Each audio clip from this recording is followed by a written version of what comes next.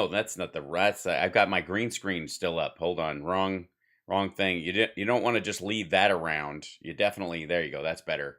In this circumstance, I had an interview this morning because I've got shows this week in Grand Rapids, Michigan, and Holland, Michigan on Wednesday first at the Park Theater. It's going to be a great time, and then 3 other venues around the city. They're moving me around to secure locations.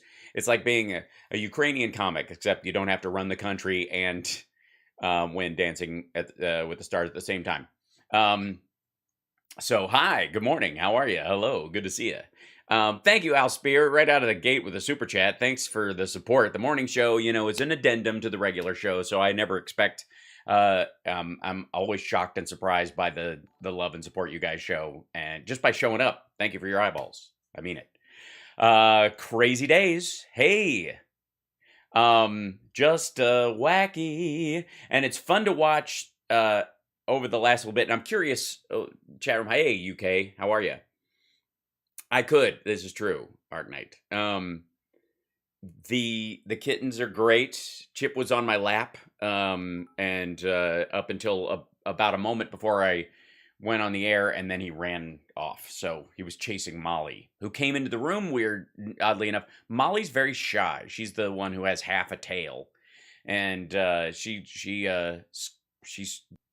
like, the fact that she came in while I was doing an interview, while I was talking, and she could hear me speaking is kind of amazing, because usually sometimes she'll walk into the room when you've been quiet for a long time. She doesn't realize you're in there, and then she sees you and panics and runs out. But now she's starting to go like, oh, they're in there. Maybe there's food and pets. So we'll see. Read messages, please. I am Jody. Hello. And yes, those that are coming to the shows that are in the Patreon, let me know which shows you plan on coming to in that area, and it'll be U+1 on there as well. So yeah. What else? We already CSL already pointed out one to me that I know of for sure for Friday, I think it is. I'm doing it off memory, but it's written down. So there you go. Yes, you would be shy if you had half a tail. Molly is very sweet, and she's very delicate, and sometimes she's very comfy, and other times she's a little. I think she got a little CTE from whatever happened to her while she was missing, and before we, found her and healed her. But she's doing much better now, and she started like hopping up onto the bed and that kind of stuff. She's being a lot more. She's growing. She's getting a little more bold, piece by piece. Oh, Facebook messages. Yeah, I don't read those. No, the most Jody. Tweet me or something if you want. Or the like. I really do stay away from Facebook Messenger as much as I possibly can. It's pretty. Like, if I'm going to get like blatant death threats, that's where it's going to happen. So I've cut all ties with that lunacy. The ones who you work on the most, the ones you love the most. Well, she requires the most work, Wes. We do that. Yes, the Russian ruble is collapsing, Donna. That is true. That's hilarious and totally predictable. And yet you got OAN, Fox, and everybody else going, I wish we had a strong leader. I wish we had a really strong leader. Aggie, thank you so much. Oh, yeah, in Stockholm. You guys do realize you're going to be in NATO within a year.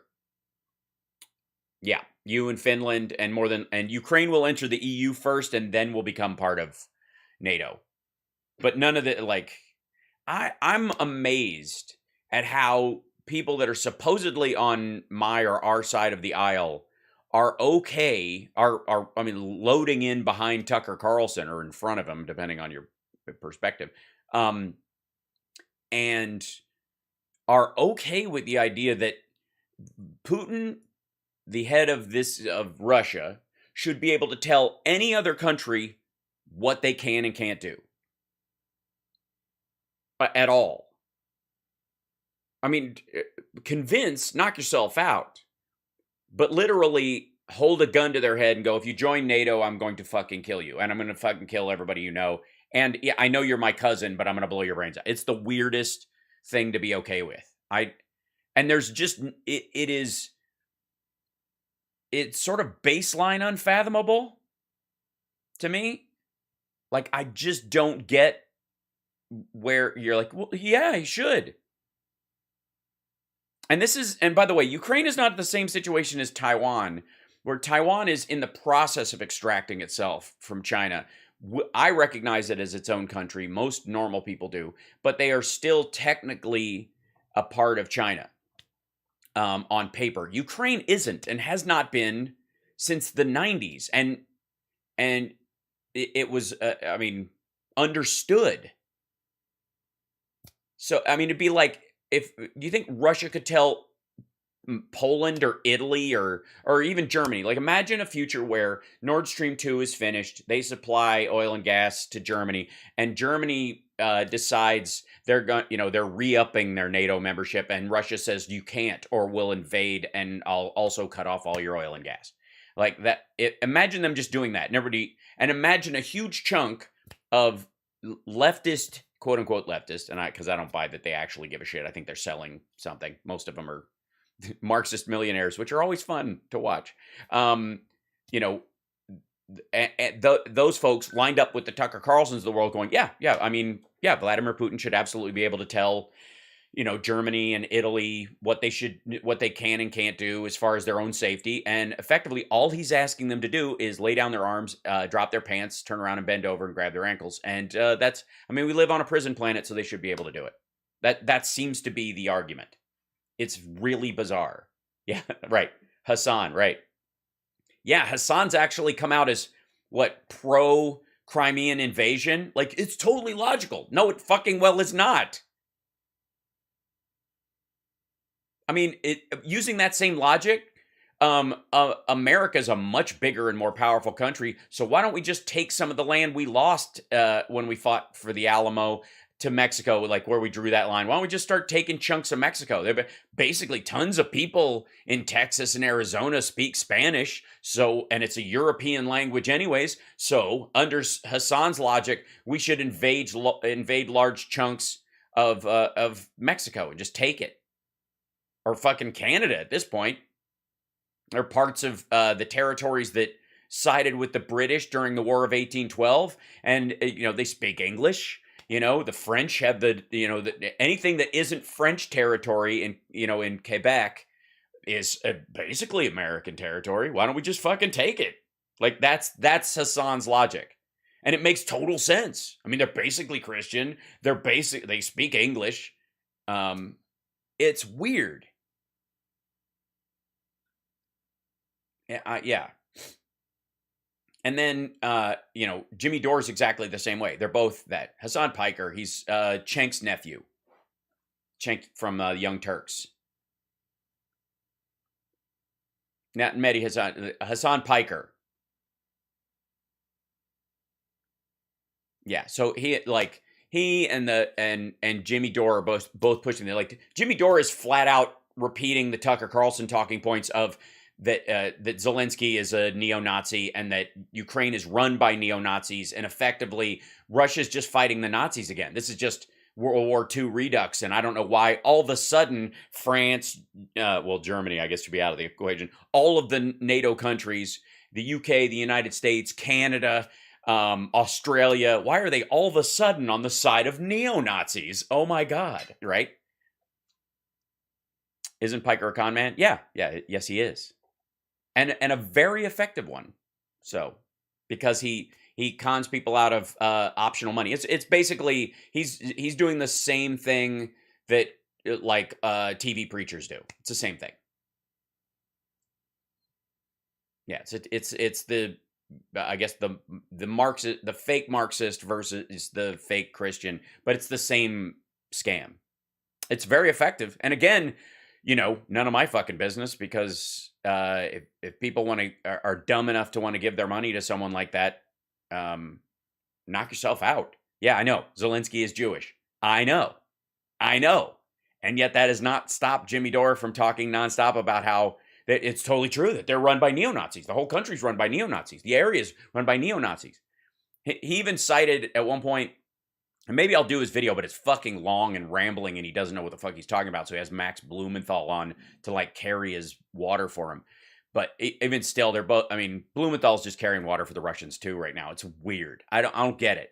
Like, it's one thing to go, all right, that's a bridge too far. I'm done. I do think that the geopolitics of the United States is curiously hypocritical and da da da. And in the past, well, have that conversation, but don't continue to fucking side with these people. Like, it's just odd. Oh, your mom the gamer, thank you so much. Thanks for subbing. Yay. He's doing another version of the wealth doctrine. Yeah. Gene Simmons has a buyer for his mansion. He's going to have to buy it again in like another place in 2 years because they're going to end up here. They're just going to tour more now that things opened up. It basically just called it by, off by 2 years. Who's buying it though? I'm curious. Yeah, I don't want to kill anybody. I hate bullies. Right. There are a lot of neo-Nazis in Russia as well. Well, yes, there are, Frank. And, by the way, the neo-Nazis in Ukraine are aligned with Russia. They are specifically there to undermine the Ukrainian democracy and either have Russia allow them to take over large chunks of it or act as subterfuge and as a bait and switch for Russian aggression in the area. It's Trump's, I know there was voter suppression, and I know that there was ballot harvesting, and I know that there was fraud. How? I paid for it. Oh. But once you lose, you're like, there's fraud over there. Right. It's the same thing. Yeah, David Duke lived in Russia. I mean, and that's why a lot of these folks like the idea of Russia as a white ethno-state. And an anti-democratic one while they're at it. All this bullshit about the New World Order that's coming out today. And look, and I tweeted this out, but do people not know what the New World Order was meant to be and is? It's an alliance of democracies. That's what makes it new. That's what makes it an order. It's an organization of democracies. The idea that all the democracies have to get together to push back on dictatorships, authoritarian regimes, and theocracies like the Saudis and the Russians and the Chinese who want to create authoritarian governments. That's the old world order. That's what we had for millennia. The new world order would be everybody has a democracy for their own citizens, and then we align with, and we democratically agree on what would be best amongst us to try and better the lives of everybody. Trade and all that kind of stuff. That's what the new world order was. The new world order also was the United States using our military and our naval ships specifically to police the open waters so that people could move goods and fuel and shit like that all over the world without having to worry about pirates. That was it. Yep. Thanks, Wicked. Good. I try.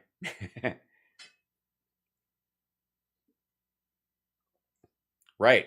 Yeah, the New World Order is just a combination. It always was. It was always meant to be that.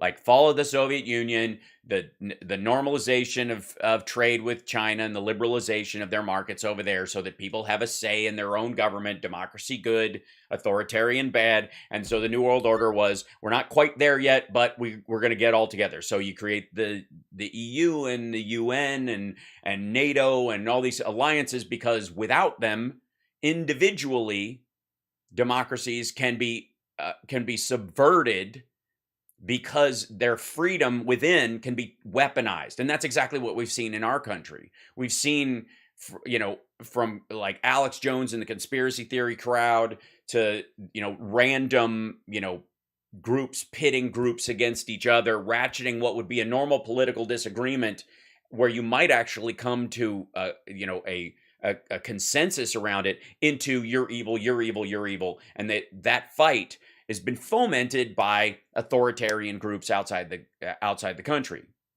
Macedonian hacker farms set up by Russia to create fake Facebook accounts that are pro-BLM and anti-BLM that start fights between the groups on purpose.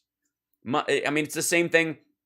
It's the Manafort plan on Euromaidan in Ukraine in 2014, but done across the world, which is you get there's real protests about a real issue and a real government that might have to answer to those protests and find some sort of manageable difference. But that government does not want to change anything because they're an authoritarian sock puppet for Russia. So what do? They put agent provocateurs in the crowd that ratchet up the violence in the crowd beyond just marching. They throw shit, and they do that on purpose. And then they put snipers in the towers and coordinate the killings and go, well, these guys fired at the tower, so we fired on the people, even though these guys intentionally missed and fired on the tower, and these guys knew they were going to fire on the tower. It was a pretext for murdering people. And that was Manafort's, addition to the debate and the conversation about what to do about Euromaidan in 2014. He wanted that was his own daughters talk about it in the text messages that leaked. And so that's aka Granny isn't hospice. Nancy Wyatt as Granny is in hospice care. I love to. Oh, hi Nancy. Is Nancy watching? We love you, Nancy. Hi. Boom, boom, boom, boom, boom, boom. Do you ever think GOP will ever get behind POTUS? Will the GOP feel any pain from the sanctions on Russia? Yes. So Donna asked that about the. There's a bunch of stories we've been dealing with over the last 4 or 5 years about how money went through the NRA to from Russia to the NRA to Republicans running for office, and then about $7.6 million in dark money that came in through Russian oligarchs into Republican coffers, including Mitch McConnell's. Again, another reason why, even though they allegedly don't support Trump, they don't want you looking into this stuff. They're running interference. It's not they're running interference for him. They're running interference for themselves, to protect themselves. So in this particular case, there is there's a growing chance that money dries up in this election cycle. Now, there's still got money hidden all over the place, and it's not quite there yet. And buying some Republicans between now and the election might buy them some wiggle room. So watch for the Ron Johnsons of the Republican Party to get louder and louder and oddly take in more money. Yes, right. The Russian oligarch's aluminum plant in Kentucky was one of the things that happened there, right? Because that's how you hide it. It doesn't even have to be functional. You just shuffle money through there.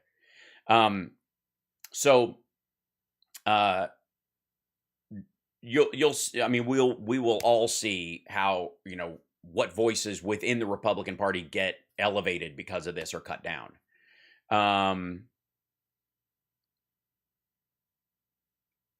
Comrade 45 has loans, not money in Russian banks. And yeah, those markers are going to get called in. Daryl, thank you so much for the super chat. Love you too.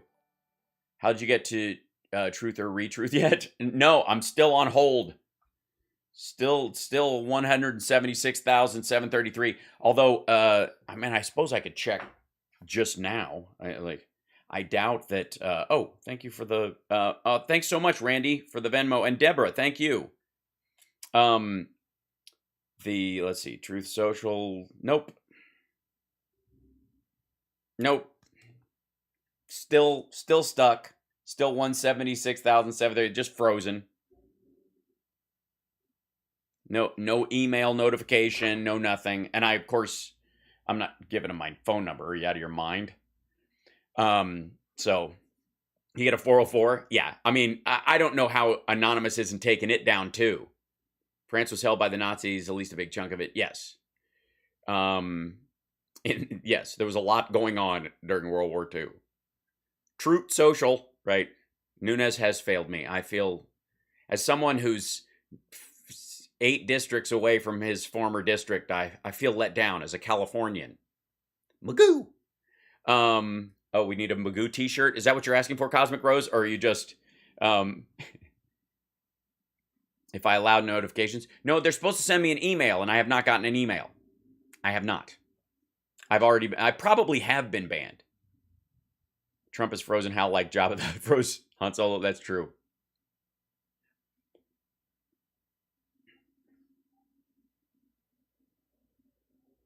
Yeah, Truth Social is for money laundering. Yeah, I mean, obviously, the SPAC.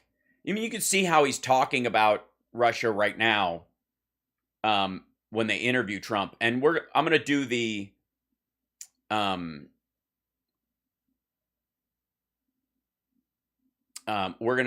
do the backstage interview from CPAC this afternoon on the afternoon show at 3:00. Yeah. Where are you on the wait list? I'm at 176,733 on the wait list. I'm way down there. Way down. Oh, we need a Ficus t-shirt too? Okay. I'm gonna have to do like a whole photo shoot as him. I gotta like maybe I have to go buy some overalls so I can film myself in the overalls. Yeah, and then do the filter over my face.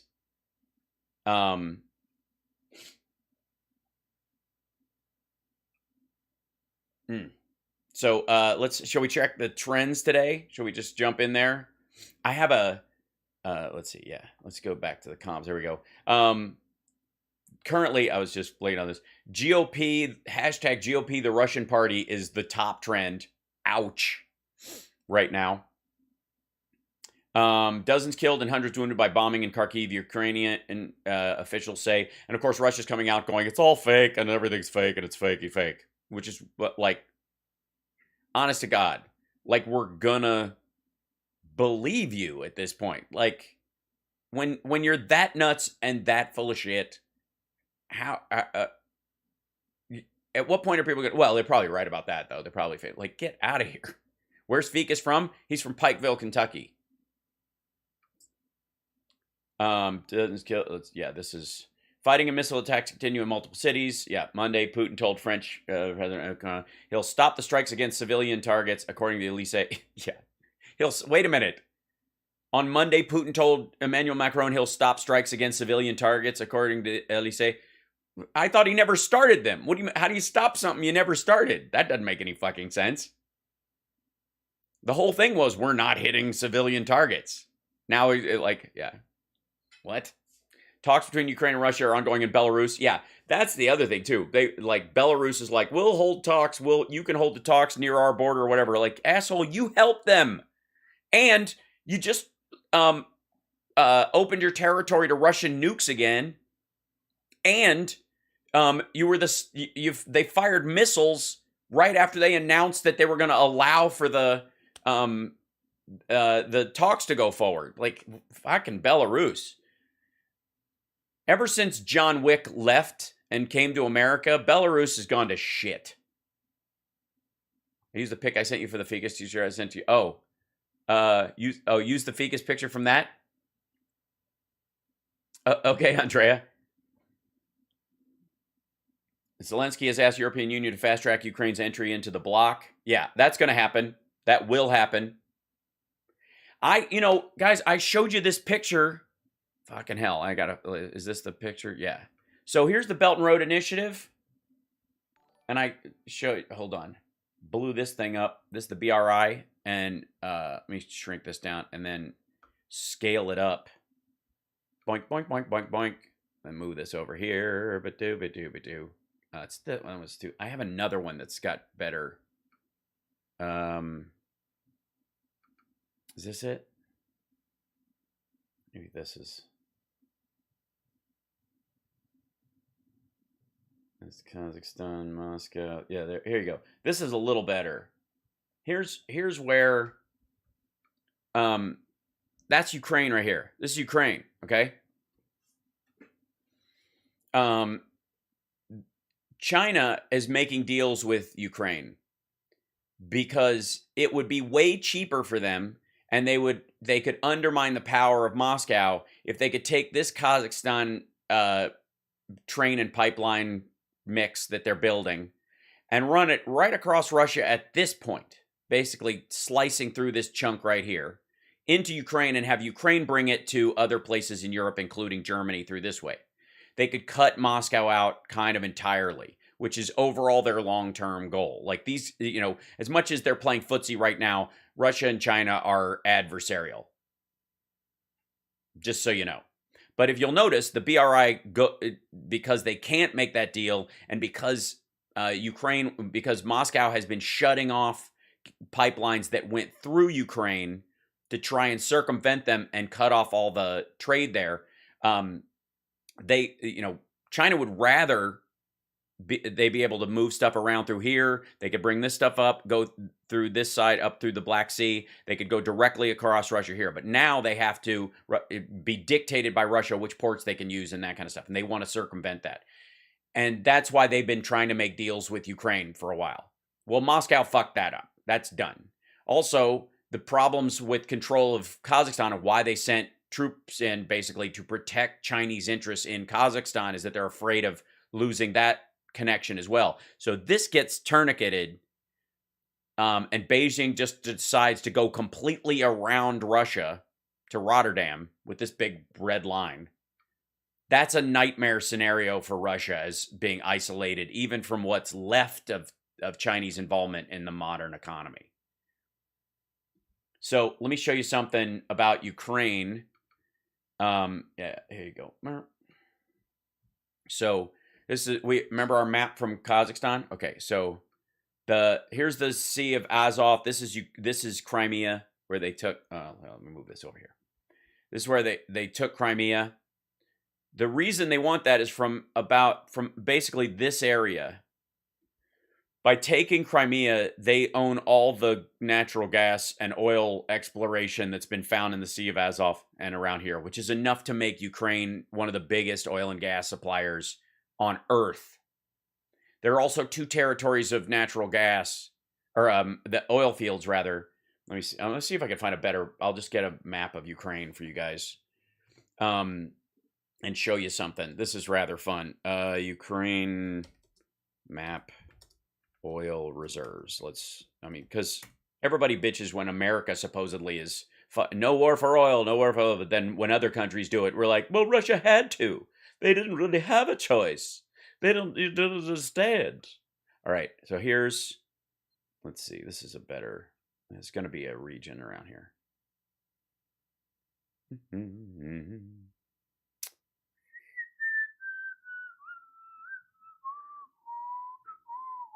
All right, maybe this will do. Is this it? Yeah, there you go. So, no, I'm going to break this map off and then open it up over here. So this just shows the fracking area and the like. But let's see. Let's see. Green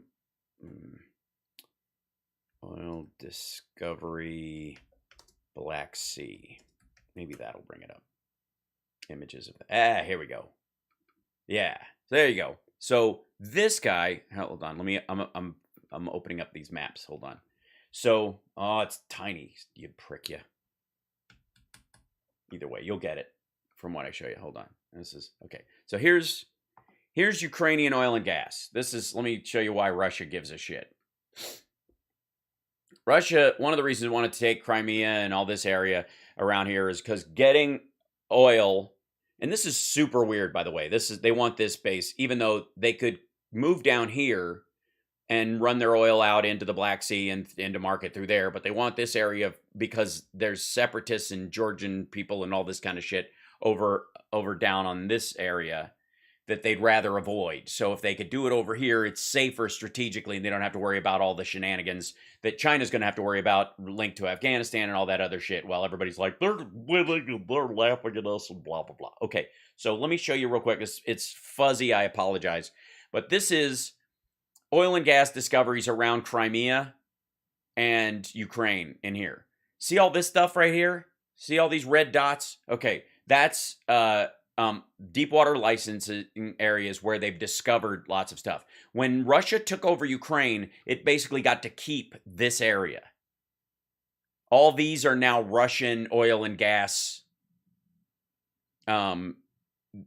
leases. They get to dig in those areas. And by the way, Exxon and Shell worked with Ukraine and Burisma and discovered all those, and we're going to exploit them for the wealth of the Ukrainian people and sell it on the open market and supply them to Europe and undercut Russia. And bing, all of a sudden, Crimea gets invaded and taken over, and they take the water areas around it as well. So Russia has got all these areas and these areas as far as oil and gas leases and the like. Now they took it from they took it from Ukraine. So Ukraine still has these, but there is in this area. This is one of the big oil fields, and then this is a big area where they have oil and gas. Okay, this is why Russia wants this whole chunk over here, right here. Because by grabbing all this and then this part down here, they can basically pull a there will be blood and slant drill into this area, right? Meanwhile, these are all the old natural gas pipelines that used to take Russian natural gas into Europe, and that they would have to pay transit fees to Ukraine for billions of dollars. So Russia wants to circumvent that. So they've been shutting off those pipelines, building Nord Stream 2, and basically moving around Ukraine, trying to gut their economy. This is at the time, by the way, when Burisma was totally corrupt, and the Ukrainian industry, they're like, it's not profitable. You don't want to invest in Burisma. You don't want to invest in Ukrainian oil and gas. It's all corrupt, and that's all you heard. And then magically, Hunter Biden's company comes in, starts bringing in money into Burisma, and Burisma is now no longer corrupt. It's a functioning oil and gas company, and then all of a sudden Russia has to invade. All the Hunter Biden stuff is anti-Burisma. That's what you need to know, that they're trying to undercut the oil and gas industry because Burisma is one of the big companies, one of three, that would get all this oil and gas and all this oil and gas out of the ground into the European market and undercut Russia's stranglehold on the European energy market. Thanks, Jerry. Oh, that's amazing. Thanks for the super sticker. Yeah. I have to get 176,000 subs before I get on Truth Social. Yes. They have to get that many. Yeah. So just so you know, this Russia to some degree could give a rat fuck about the American elections in terms of Hunter Biden and Joe Biden and blah, blah, blah. What they're really trying to undermine is the oil and gas industry in Ukraine. Just so you know. And Trump was helping them do that because they were going to help run interference. The problem is they had a real election. They elected a real president, and he's not, he felt during the middle part of the primary season, when Joe Biden was just starting to get rolling and it wasn't quite sure who was going to run, whether it was going to be Bernie or Elizabeth Warren and back and forth. He was he was under Trump's thumb because he was basically squeezed behind a Putin sympathetic strongman in the United States and Putin himself. And eventually, as the polls started shifting and people started recognizing the Democrats had a real chance of winning, that's where Zelensky felt safe enough to start to not do that press conference that Trump insisted he do. And voila, Trump lost, and Putin had no choice but to physically invade the entire area. Because he was supposed to, in the second term of Donald Trump, he was supposed to get handed the entire Ukrainian peninsula, like all of it. They might have tried to split the baby, because they would have created a smaller NATO-friendly Ukraine in the process. That basically you would have had this section of Ukraine become NATO. It's entirely possible because of it, because of this. But there's also a breakaway region near Moldova. Here, these are Russians that are still aligned just like this group over here. The Donetsk and Luhansk, this area. And the idea was that Russia was trying to create an internal squeeze in the country. This also would give them territory by which they could launch attacks, essentially. They could supply their people with airplanes. So they bring shit over here, fly it into here, and then they could attack this part over here. And then push back on Slovakia and Bulgaria and all that. Like, it's all a game of Risk. It's all fucking crazy. But that's what this is about. This is about the fact that there's enough oil and gas in Ukraine to make Russian control of Europe as far as energy obsolete. Just so you know. And there's old pipelines that, while Russia has shut them off here, still physically exist. That if the Russian Federation ever fell apart or got cut into smaller chunks, China could use its BRI to go straight through Kazakhstan into Ukraine and into the European Union and bypass the existence of Russia entirely. How please shoot down Republican claims that Ukraine is killing its own people. Oh, that's the, well, that was, Jimmy Dore was pushing that bullshit too. The idea that these are Russian speaking Ukrainians that they're killing of their own. All right. First of all, Russian military forces inside that area, inside Donetsk and Luhansk area over here. These are the little green men they were always talking about, which is the Russian military guys who were like basically pushing the civilian population to either support through force the Russian-friendly leadership of those areas and move them towards becoming part of Russia again. As they salami slice their way across, are straight up military. They're either like contractors, effectively, or genuine like Spetsnaz, effectively. The idea that that Jimmy Dore kept pushing with Max Blumenthal was that in the Ukrainian fighting, most of the deaths have happened in this area, and that's what alleging that the deaths are the separatists, when indeed the separatists themselves were purging Ukrainians from their area. This is still Ukraine. It's Ukraine. I don't give a fuck that Russia has recognized these breakaway areas as legit. They're still part of Ukraine. I mean, they can't do that anymore. That they could claim California or let's say Alaska all of a sudden is a breakaway part of America that's now part of Russia, and then start unloading people into that area and brooming the Alaskans out of the area just by killing them off. So most of the deaths have happened in that area because that's where most of the fighting has happened. The rest of the country is peaceful and functioning. Also, the Russians are killing shit tons of Ukrainians and have been since they moved in, because they're purging the area of any sympathetic Ukrainians who want a real election. So, just for the record. Yeah, Putin, yes, no, and Putin does not care about his own citizens or his own soldiers. No. It's one of the reasons why they're sending Chechens in. Like, the fucking fact that, like, look at if you think like Russian war in Chechnya. Let's see, images. Let's see. It's gonna be all soldiers. Hold on.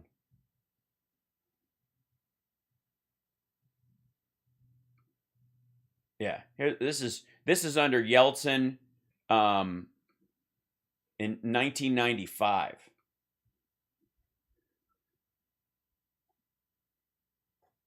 Look at that shit.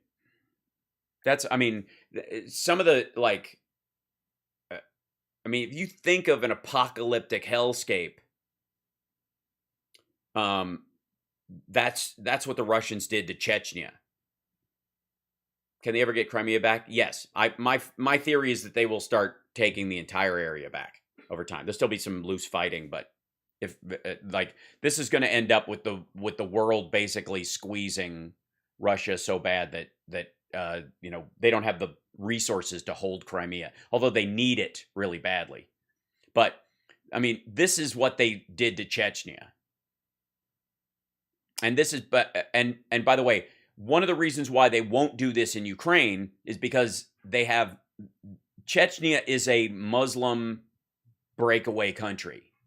They don't care about the people. They want the territory. And as a matter of fact, even the Chechen soldiers that are, that they're supposedly rounding up and sending to Ukraine are basically looking forward to killing anybody who's an infidel, So they basically, it's like they view them as like turning them loose like dogs, which is insane. But that's how the Russians view the Chechens. And then everybody remembers the Chechen rebels who took over took a bunch of hostages And Russia was just like, fuck it, kill them, kill everybody, kill the hostages, kill them. Yeah. Yes, and Jimmy Dore would like you to think, and so would Hassan, that the people who did this are fighting Nazis. Just so you know. Let's see. There's more pictures of this shit through here. Yeah, there you go.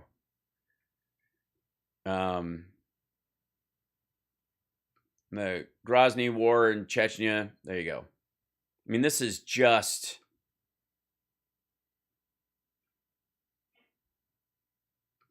Yeah, there you go. That's the presidential palace in Grozny in 1995. 1995, kids. They don't give a rat fuck about any of these people. Russian soldiers in Grozny celebrating in front of Jokhar Dudiyev's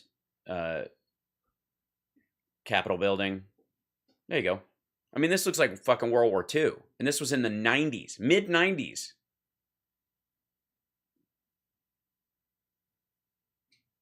So the you know, and the Russians, you know, view like these areas. Hi, Chip. Chip just came in. What are you doing, buddy? What are you doing? You guys want to see Chip? Hold on. Yeah, we need a palate cleanser. Hold on. Chippo, what are you doing, Chippo? What are you doing? What are you coming in here? They want to see you. They want you to come in and say hi. What are you doing? What are you doing? Are you purring? Are you a good boy? Yeah. I know. Yeah, you're a good boy. Yes, you are a good boy. Yes, you are a good boy.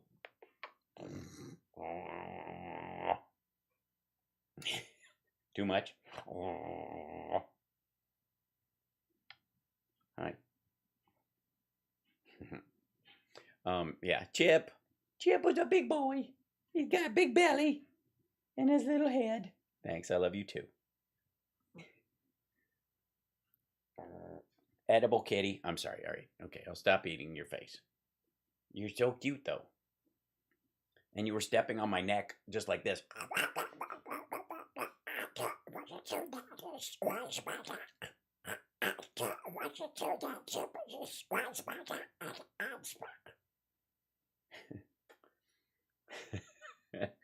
Yeah, you can hear him purring again. And okay, all right. You want to go get that? All right. He's looking.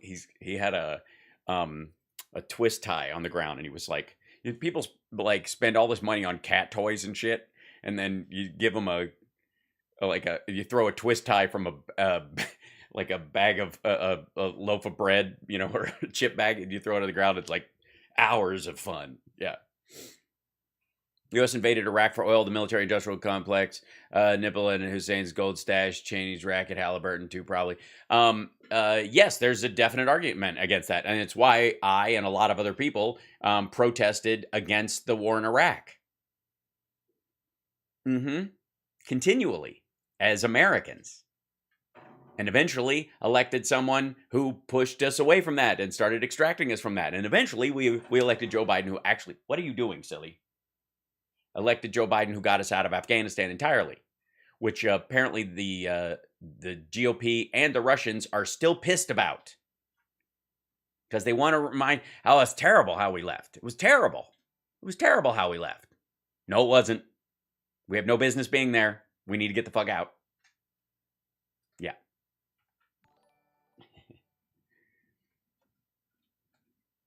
And the interesting thing about people like me, and obviously people that make up a large part of my audience, protesting the Iraq War, for example, the first one and the second one, was that we are allowed to. And then we were able to have an election and try to elect someone who would get us out of there, namely Kerry first and then Obama, and push for that. And we were able to actually elect people, unlike in Russia, where not only are you stuck with Putin until he croaks, just like Xi Jinping, if you protest against this, they can lock you up. 6,000 people have been arrested for protesting against the invasion of Ukraine. And let me say for the record, for all the positive press, and much deserved, and the accolades that the Ukrainian people and the Ukrainian military and the Ukrainian president are getting for doing this, hats off to the protesters in Russia, equally as brave and important to this entire endeavor, equally as brave to stand up in Putin's Russia and in the streets with your face, visible to the world. I mean, that takes an incredible amount of guts. So, equally up there with the Ukrainian people who are fighting for their independence, that I have total respect for the Russians that are protesting in the street. And by the way, protesters in the United States, get off your fucking high horse and stop patting yourself on the back, slacktivists, because I appreciate what you do and it's important, but don't act like you're actually up against something when you do it.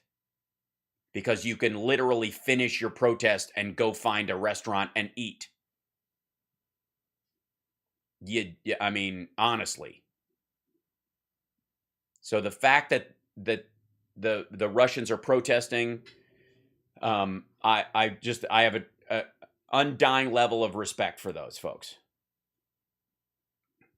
and it lines up exactly with the Ukrainians that are fighting too. Yeah, 3,000 2 days. 2 days ago, 6,000 just yesterday. Right. Meanwhile, a dozen truckers are like, my freedom's getting trampled on because I get a mandate that's going to be dead in 2 weeks. By the time the truckers that left California reach DC, I'm interested in what you guys might think about this as far as a tactic. And anybody who is in the White House who might be watching my show, I know you guys are busy, but I also know you guys watch on occasion. Hi. I recommend announcing during the, I would say do it, release the information on Monday, removing mask requirements on federal properties and the like airplanes and airports, because we're below 2%. We've passed the Omicron hump. We've moved into endemic, not pandemic levels. It's reasonable that you can remove those restrictions so that you can announce them on Tuesday at the State of the Union. Yeah, I mean, can you imagine if Biden says yesterday, because we reached the 2% number, we are removing mask requirements at airports and the like. And airplane, if airlines want to keep doing this, that's up to them. But the federal mandate for it is over. We are through this, and we feel good. It matches the science. It's reasonable, and it's possible. I mean, like I said, masks should be optional for everybody, and they've become a norm. By the way, I don't know why anybody wouldn't wear a mask going to CVS or Walgreens every fucking time they go, because half the people that go into a drugstore are sick of something, and most people that are sick of something have a contagious something.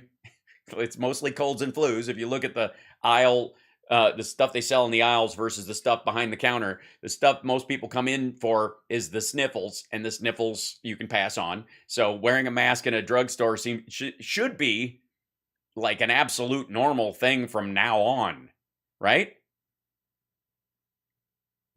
Yeah, same for clinics and that kind of stuff. Just have it. That's fine. But in the meantime, everywhere else in regular interaction where the expectation is you're not going to run into a proclivity of people who are sick, don't do it.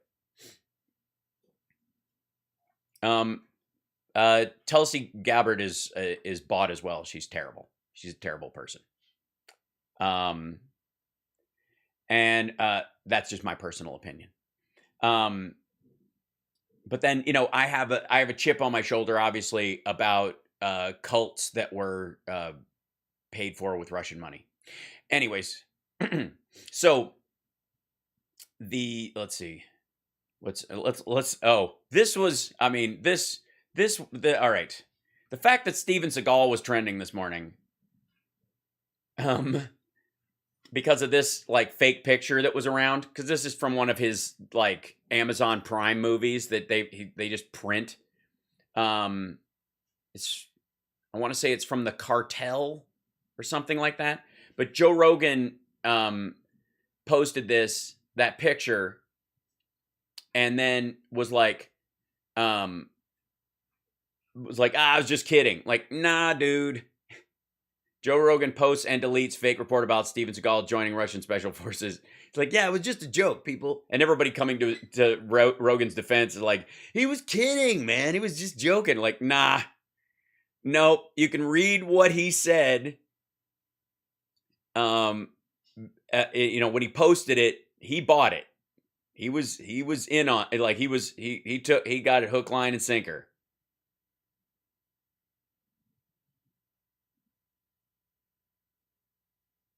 Steven Seagal speaks out amid Russian invasion. I take a look at each as one household, meaning Ukraine is already Russia's property. Fuck off. It's a shame, too, because I have to admit an early fondness for his movies. I mean, look at Above the Law. Above the Law was based on the idea that, like, in America, nobody's above the law. And, he ends up being a rogue agent, which is, by the way, all these storylines are fomented by people who hate democracy and fund movies like that, because most of our movies are about, like, that's why all of our spy movies are about somebody inside the CIA or inside the company already doing it. So it's all so fucking corrupt. You got to tear it down instead of real villains. What's the interesting thing is nobody calls for the dissolution of MI6. You know why? Because they have James Bond as their primary storyline, and it's never about somebody inside MI6 that's causing the problem. It's a real threat. And so the people don't generally have this idea in their head that, the call is coming from inside the house, right? But every fucking story for the last 30 years about our, spies and all that kind of stuff in the United States have all amounted to, well, he used to be part of the company and we lost track of him. Fucking Under Siege, the Mission Impossible movies. There is no situation in these movies where the guy we're fighting wasn't CIA trained, used to be part of the company, and now we lost control of him and now we got to stop him. And it's mainly because in the United States, by trying not to be racist, genuinely, we make the bad guy one of ours most of the time. There's definitely some offshoots. Don't get me started on post 9/11 movies. Sent by Kiev is confirmed. Sent by Putin to take over Kyiv. RT and CNN have confirmed 1, 2, 3, 4 kills, 2 fighter jets down, 4 tanks destroyed by his powerful Aikido technique. he destroyed 2 tanks. How? He ate them. Where's Steven Seagal in this? He's wearing a Chinese shirt while meeting with Putin. Yeah. Slippity slap. Wonder. He was a legit fighter back in the day. I mean, honestly. But the evil of desserts has finally come for him. Putin and Steven Seagal's bizarre friendship with the actor calling him brother. Fucking hell. That's because you're gullible, dum-dum. And also because early on you made a bunch of movies that made you a patriot, and therefore if they targeted you for usurpation. They couldn't get Stallone, they couldn't get Schwarzenegger, so they got you. They couldn't get Van Damme because he's from fucking Belgium and he knows better. So they were like, what American star can we get and make a sympathizer? Okay, we'll target Seagal. We'll just flatter him, give him some space, let him hide from the tax man in Russia. Right.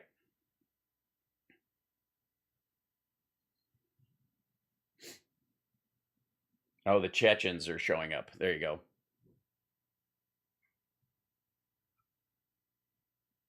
Yeah, because those guys are nice. Look at this. Like, literally, Russian bully deploying Seagal to Donetsk to finish the fight. Yeah, to sweep the leg. But one of the it's weird, and this is a great example of it. Hold on, let me find it real quick. I have so many friggin' windows open at this point. It's just embarrassing. Um, uh, there was a Steven Seagal movie with Michael Caine in it, and a great collection of people. Lee Army was in it with us, and as movies go, it was, interestingly enough, fuck, this thing stinks.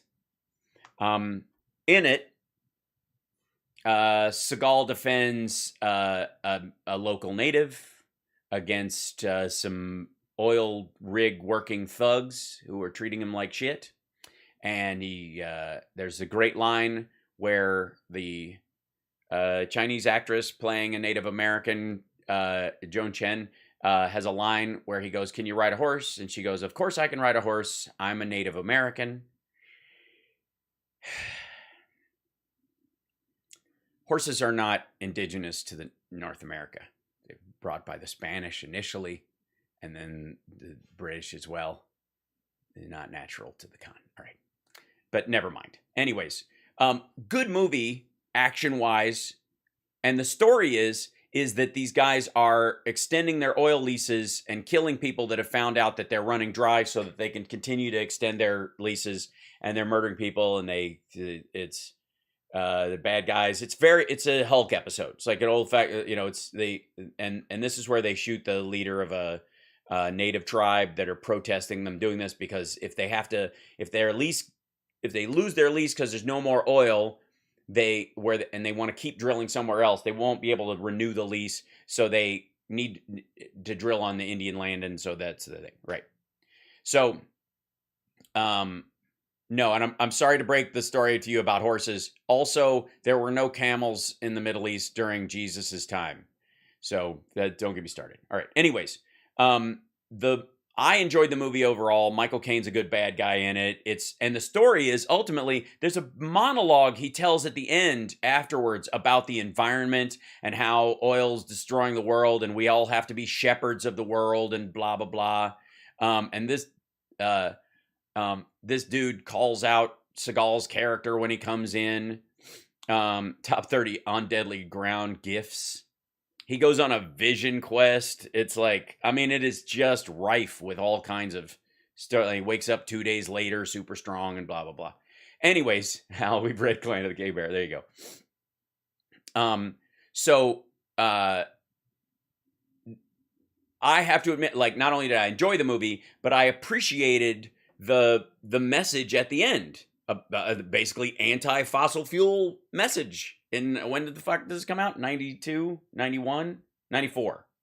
Right. A year before, and look what's, like, it's him and a shotgun and an exploding oil rig in the background. This is what they're selling. His battle to save the Alaskan wilderness and protect its people can only be won on deadly ground. And by the way, so Seagal had this thing for a long time where all of his movies had 3-word titles. I don't know why he broke that trend. Once he did, his career was over. But above the law, on deadly ground, that marked for death, like that was a thing, right? What the fuck? Excuse you. Hold on. Whoops. Why is this? Pause for a second. There you go. There you go. Yeah. So anyways, yeah, hard to kill. Exactly. So in this, the overall story of it is actually very positive.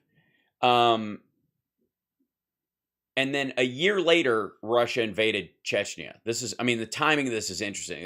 And then a couple decades later, he considers Vladimir Putin, who one of the first things he did, and when I think he was part of this, what was effectively their Security Council thing, was run the Chechen invasion. Under Siege, yes. Under Siege was a break from that, but that was Andy Davis, I think, right, directing it, and that was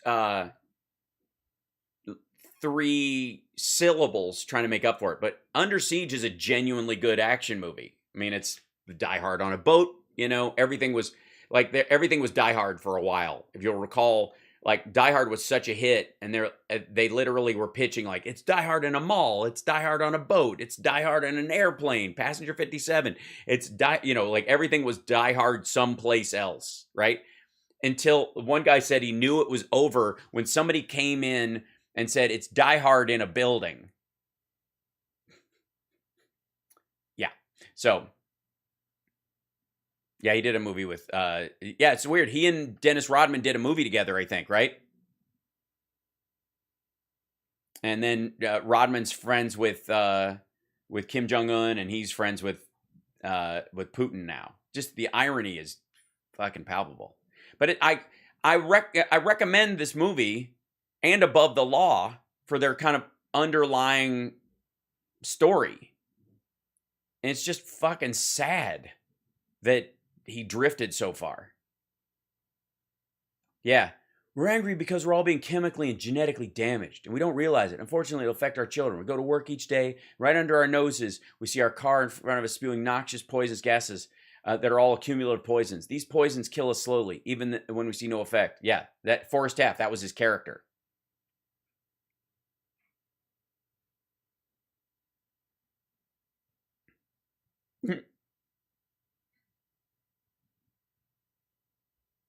Sorry, Zay. I say nice things all the time. Shoo. You're the one who came in screaming. I was actually in the process of complimenting how he used to be. And by the way, for the record, this is the show where I'm not in the process of dehumanizing people. Go complain somewhere else. That's what I would say.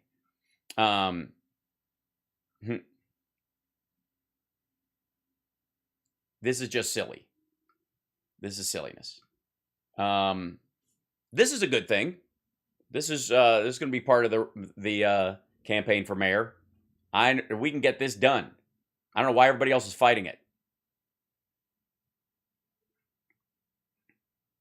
Yeah, the New World Order, it's been trending and all this kind of stuff. Oh my God. Same shit too. This Arizona state senator. Lunatic. Media, a bunch of Soros assets for the New World Order. Oh my God. Can you snort like David Icke dust now? All right. This is all. Yeah, Putin calls out the New World Order and its agenda. That's how you know what side you should be on. If this guy has a problem with it, there might be something to it. The New World Order is an alliance of democracies. That's it. I know it's like this, and by the way, they're the same people pushing the same people who are like, the New World Order is here to destroy the world, blah, blah, depopulation, blah, blah, all that shit. They're the same ones pushing, America never got to the moon. That was all fake. The moon landing was fake or whatever. Who has a stake in never, in America's moon landing being fake, but Russia? They've been behind it forever. They've been pushing that bullshit for decades because it's cheaper than going. Oh, you can buy used urns on Amazon. That's gross. Can I hold on? Maybe it'll be up here. Hold on. Russian. This should inspire confidence. This will make you feel good if you're a Russian soldier. Russian forces have prepared a mobile crematorium for use in any future conflict with Ukraine in what Britain's defense secretary has described as chilling. Talk about used urns available on Amazon.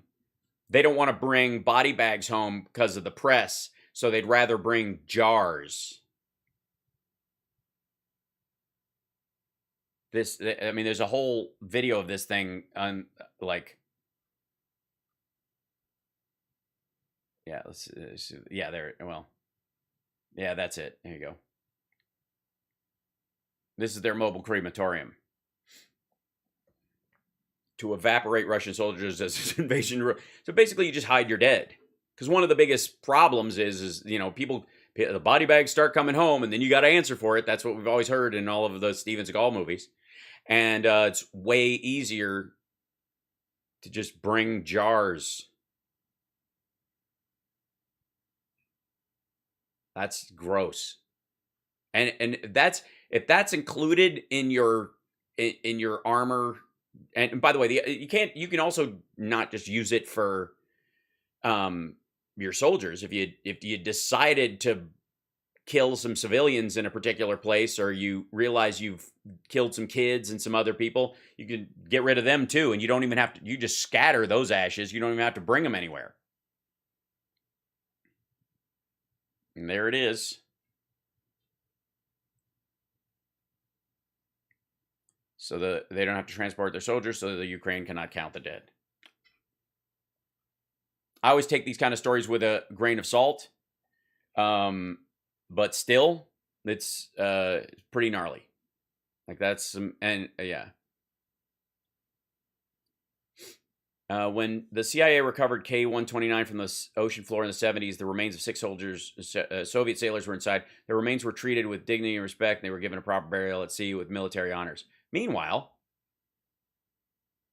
I think it's say that if the Russian army mobile crematoriums are breaking down as badly as their tanks, they're in real deep shit right now. You're getting towed by farmers. I mean, this would be heartbreaking if your kid goes into battle and you're not even sure if you're for the assault in the first place. And this is the dude walking by going, "Who are you guys?" "We're Russians. We're out of fuel." Fuck off. А вы хоть знаете, куда вы едете? Нет. Куда? На Киев, блядь, хуярите. Да. А что нам по новостям говорят? Ну, у вас пока все на нашей стороне. Ваши и плен сдаются хорошо. Потому что тоже пацаны не знают, куда ехать. Yeah, he drives down a little further, and there's another one that's they're out of fuel.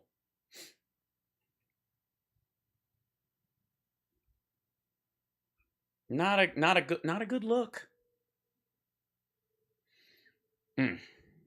Just, I mean, it's heartbreaking. And again, like these Russian soldiers, half of them, and like the interviews I've seen, they've had a few of them where they show the footage of them being interviewed, and they're like, "Don't come here," blah blah blah. I take those with a grain of salt. Those guys, have just been through a battle and they've had their shit kicked out of them. Many of them look injured. I'm sure they're making these videos under duress. So I don't take it 100% seriously if they're like saying, "We don't even want to, we were told we were just doing exercises and da da da da." All that stuff could be propaganda at this point, and I wouldn't put it past the Ukrainian soldiers, as to warn off Russians. They're releasing these videos on social media trying to demoralize the force that's come to attack them. It's the kind of stuff that you would actually do. But in the process, I feel bad for the folks. Thank you, Moms Russo. I feel really bad for the soldiers that are in this situation that very well may have been sold a bill of goods that they were just going to Belarus to do exercises, and some of them are saying they didn't even know they were in Ukraine. I mean, I wouldn't put that past the Russian government at this point, especially when you've got to get people to shoot people they may be related to. Like, it's just a game. These aren't even real shells. And then once you're halfway into it, they're like, "Well, you're in it now."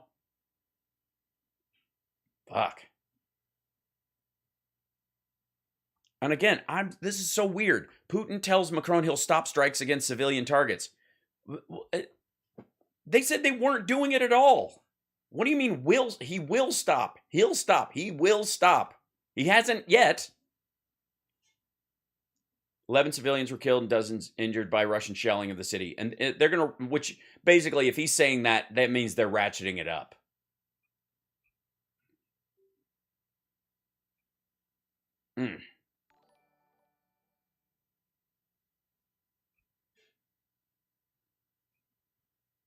Putin and Macron spoke for 90 minutes. Doesn't look like Putin's ready to back down. He said a deal is possible only if Russia's legitimate security interests are unconditionally taken into account. Fuck off. And by the way, your legitimate security interests don't exist. Nobody cares. Dude, it's 2022. Nobody wants to invade Russia. And every time there's been NATO expansion, by the way, everybody's like, they signed this agreement and they said there wouldn't be expansion, and then there was. And you're like, motherfucker, they went to Chechnya. That's why everybody got nervous and started expanding. Like, oh, fuck. Poland was like, maybe we need to join something. Like, where are they going to stop this push? And then they take Crimea, and a couple other countries join. Now they surround Ukraine and want to take it, and Ukraine wants to join, and now Sweden and Finland want to join. Maybe it's you, dude. Maybe that's what it is. Maybe that's the concern. Maybe these countries are reacting to Vladimir Putin trying to reconstruct the USSR, geographically anyways, and then run it as a kleptocracy. Maybe that's where the expansion comes from, because it always seems to come within months or days of them doing some sort of adventurism in some other country nearby. This isn't even about like Syria and Afghanistan. This is about them taking territory within, allied countries. Every fucking time. All these countries keep joining NATO when they said you wouldn't. Well, that's because we didn't expect you to attack other countries. Everybody was going, okay, these are the borders. We're working with these borders now. Let's work with these borders now. What do you want to make? I want to make this. You make vodka and you got oil and gas. Knock yourself out. We'd love to see some Russian TV sets in a couple years. Work at it. We'll be over here in Germany making fucking cheese and pretzels and whatever, and Christmas ornaments, and France has some wine they want to sell, and da-da-da. Everybody get to that. And then all of a sudden Russia's like, yeah, well, that's a pain in the ass. Innovate or steal and excavate. Well, I suppose that's way easier. I have a feeling that genuinely, if there was a use of even a tactical nuke, which is what people have been worried the most about within Ukraine, that's when, Putin gets knocked off by somebody inside his own organization, because they got too much to lose in this, and none of them are really interested in this shit. They really aren't. I mean, if you can't be the only true believer in the room. That's his problem. I mean, that's what Hitler's problem was at the end. Everybody else was like, look, I was cool with like wiping out like these three groups of people, but I'm losing money here. You can't be the only true believer in the room, because everybody else will broom you. Russian soldiers are repopulating Ukraine by the looks of it.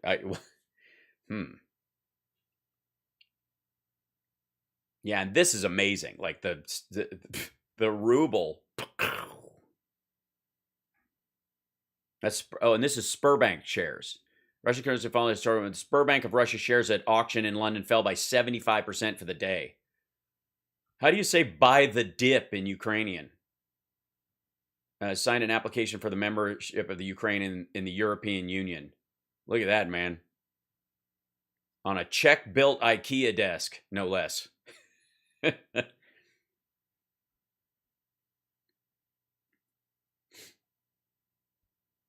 Also, anybody who thinks that these are the last sanctions they can put on Russia. Oh, by the way, yeah, thank you. Sorry. You're watching Hal Sparks Mornings, Megaworldwide. This is my offshoot morning show where we kind of chit-chat about what's trending in the world. And this day it takes on a little more weight and gets a little heavier than usual because of the current circumstances, the current unpleasantness, as it were. But in the meantime, we usually can chit-chat more amongst ourselves about different ideas and with the chat than we do in the afternoon show, where I'm mostly dealing with the ridiculousness of produced clips by the usual gang of idiots.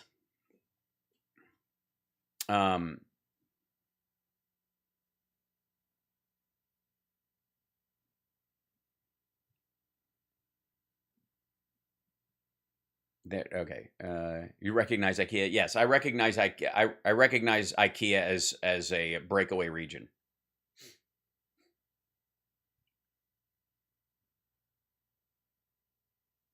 I'm not screaming. I'm just trying to listen to you, but all you do is say negative things about yes, you're right. I have nothing positive to say about Vladimir Putin. And by the way, I didn't talk bad about our truckers. I talk bad about I was referencing, I wasn't even talking bad about them. I was just referencing how much attention they want for being 10% of 10% of truckers. 10% of 10% of truckers blocking roads because they aren't, because the rest of society won't bow to their QAnon beliefs is tyranny, is individual tyranny. It's a blockade. It's not a protest. Meanwhile, every other trucker's trying to get their job done, trying to get their shit from one side of the country to the other, and their job is made harder by these assholes. When did I shit on truckers? You do by assuming that they are all like that or that they should all fall in line behind this garbage. So there. Was that clarification good enough for you? Meanwhile, they're welcome to protest all they want, but blocking streets so ambulances can't get through, kind of a dick move. Especially when you intend it to be personal. Also, hiding guns nearby in case you get a chance to water the tree of liberty with the blood of tyrants, meaning people who are concerned that they'll catch a disease and die, is a little bit much. It's beyond the pale, is what I would say.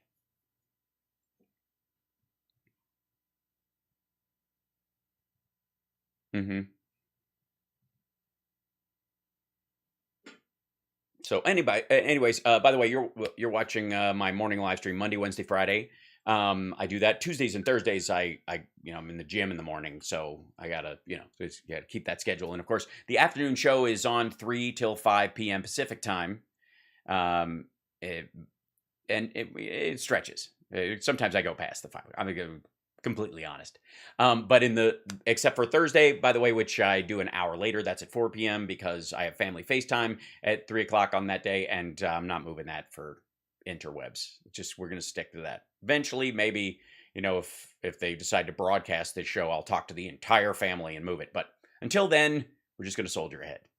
Also, I'm in Michigan all this week doing stand-up, so there you go.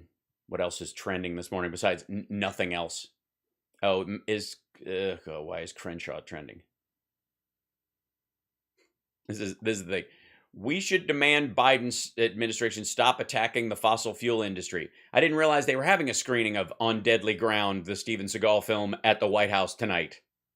And by the way, for those of you that, do I dare? Let's see. Hold on. History. There we go.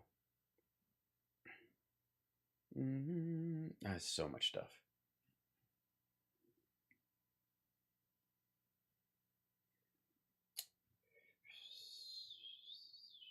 I have this. Hold on. That's going to be Saturday. I'll just look it up again. Biden oil and gas leases.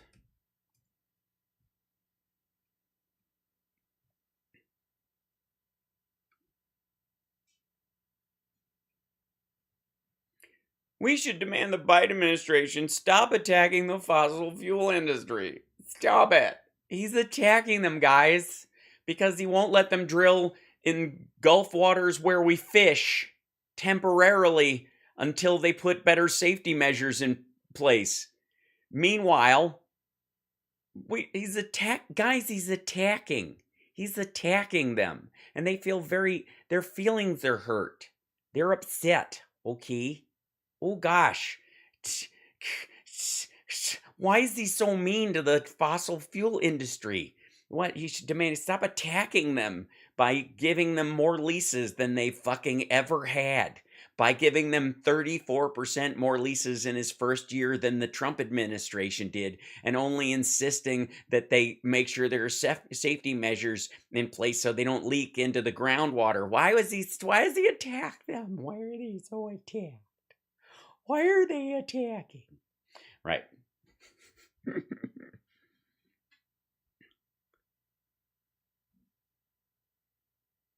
This is let's see.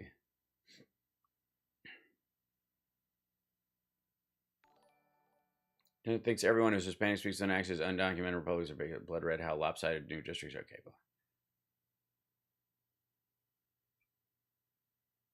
I've gotten some questions about the painting in Rep. Dan Crenshaw's campaign office. So here it is, including close-ups.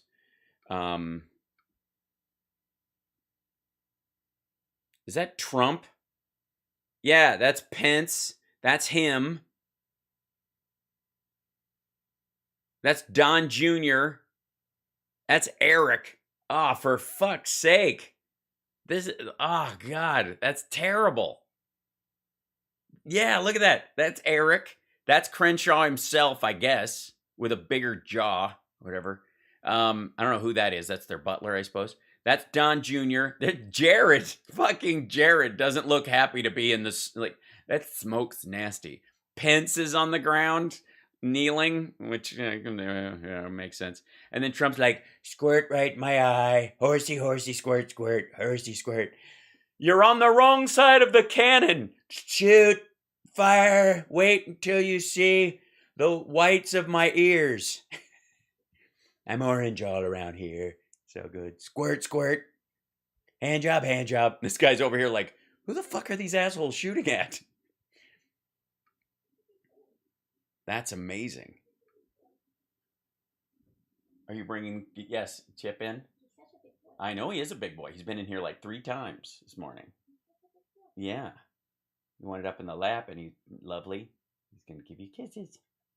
There's Maddie. Hi, good morning, love you. Just doing a show, you know. Oh, you're just gonna bring him in and release him in here? Yeah, he's like, I've been in there like 3 times this morning. I don't know. Love you. Yeah, that painting is hilarious. Wait, is that Jeffrey Epstein?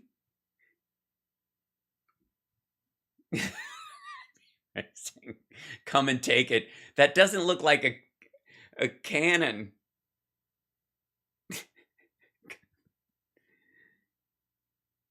Also, that guy's gun is. I hope it's not cocked. This guy in the back, like, Eric's voice is bothering me. Yeah, that's Jeffrey Epstein right there.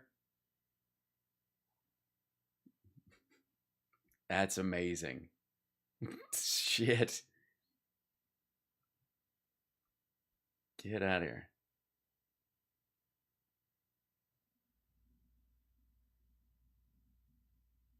And then, and then finally he's, and then he's pro NATO at this point. Like, this is, yeah. That's this Crenshaw's district. Yeah, that seems normal. So fun.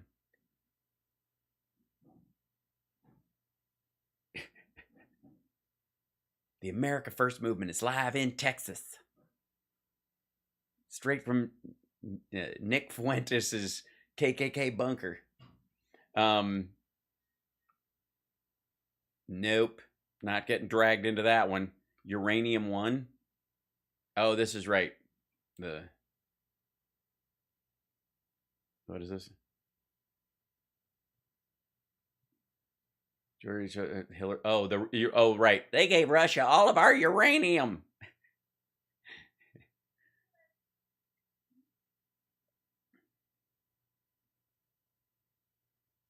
Yeah, that nonsense. Lazy. We dealt with this so long ago. Like, some of these are just zombie lies. After a while, it just gets boring. Oh, yeah, this is kind of fascinating. Switzerland is no longer neutral. That's fascinating. That just points. That's just the very definition of what it takes to create a bridge too far. This is it, because Switzerland knows they're next. How you were talking about their behavior, not the people themselves. That's exactly right. Yeah, I'm only ever criticizing people's behavior or their words, not their humanity. Even if I call you a name, it's usually a silly name. And anybody who watches this show knows that even though I am not a fan of a lot of these folks, I have never wished for a single person to get COVID or run over by a truck or get be on the negative end of a firearm of any sort, nor would I. And I do not believe in political violence. I am against it 100%. I don't think rioting is good. I'm against it, period. Full stop. That's it. So if I call somebody out on something, the premise is understand that I do believe that they can change or think better. Based out, right?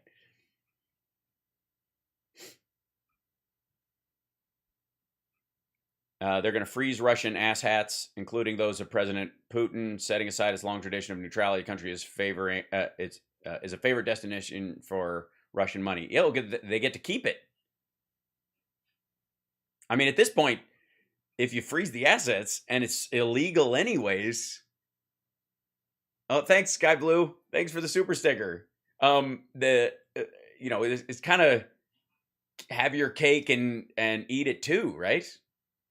Because if you're an offshore banking haven, or you're Switzerland, you could kind of keep Putin's money because he's not supposed to actually have it in the first place, so you never have to give it back. In the case of like the Iranian funds that the U.S. froze, we were starting to have to pay interest on it because the UN said it was illegal at one point, which is why we gave it back to them. We're no longer paying Iran interest on money, by the way, that they've already spent.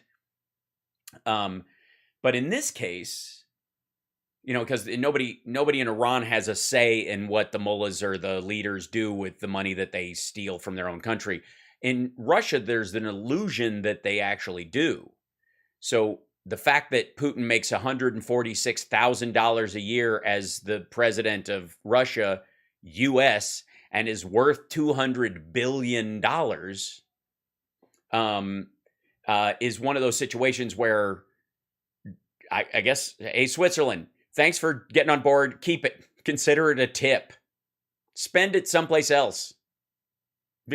Donate half of it to the charities of the world and then just build some fucking ski resorts. I don't care. Keep it. Yeah. Because he can't claim it.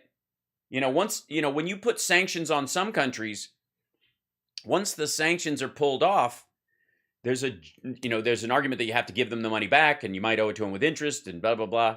Not in this case. That's all done. I mean, yeah, the same thing with like the boats and planes. Sink them. Sell them. I got to do Junior this afternoon. Come on, guys. Yeah. Use the sanction funds to rebuild Ukraine? Absolutely. Use it to like, invest it in pipelines throughout Ukraine. Like, that would be fucking hilarious. Do we have a Henry Kissinger for our time, Hal? I hope not. I'm not a fan.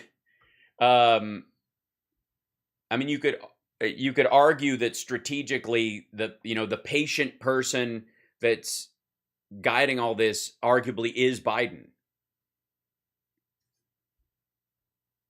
I mean that honestly.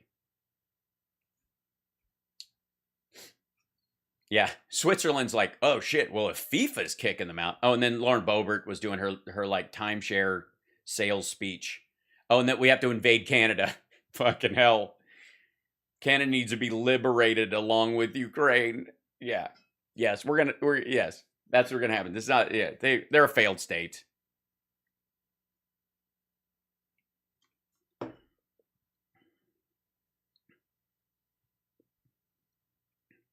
You do realize that this is beyond just like some rando lunatic. She's a sitting member of Congress calling for the invasion of a sovereign-friendly country for toppling the leadership of a democracy. Like, sorry, they have elections. Suck it up, Buttercup. Good Lord. Where's her? There should be footage of her doing her like, and we're gonna do, and we're gonna do, and we're gonna do, like, where she's selling timeshares at CPAC. She has like this way of talking that she learned from like a course on public speaking. What you want to do is flip your hands.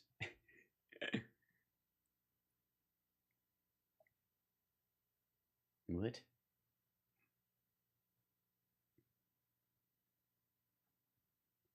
Keep a shady cast of characters, engineers the Trump Ukraine scandal.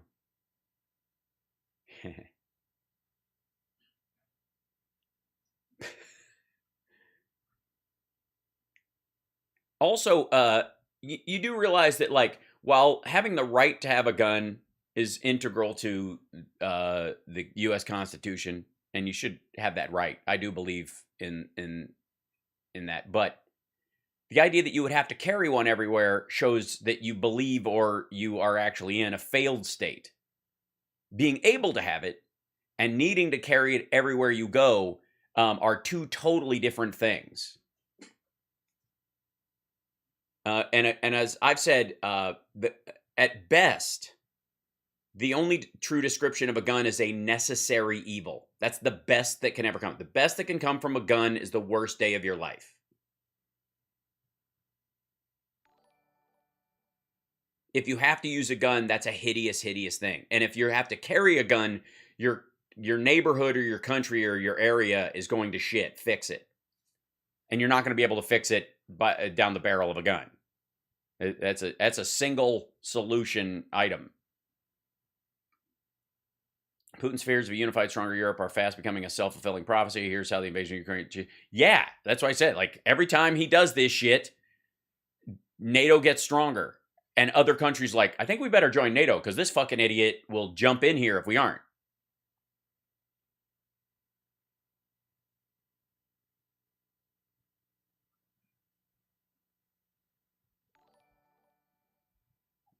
Yep.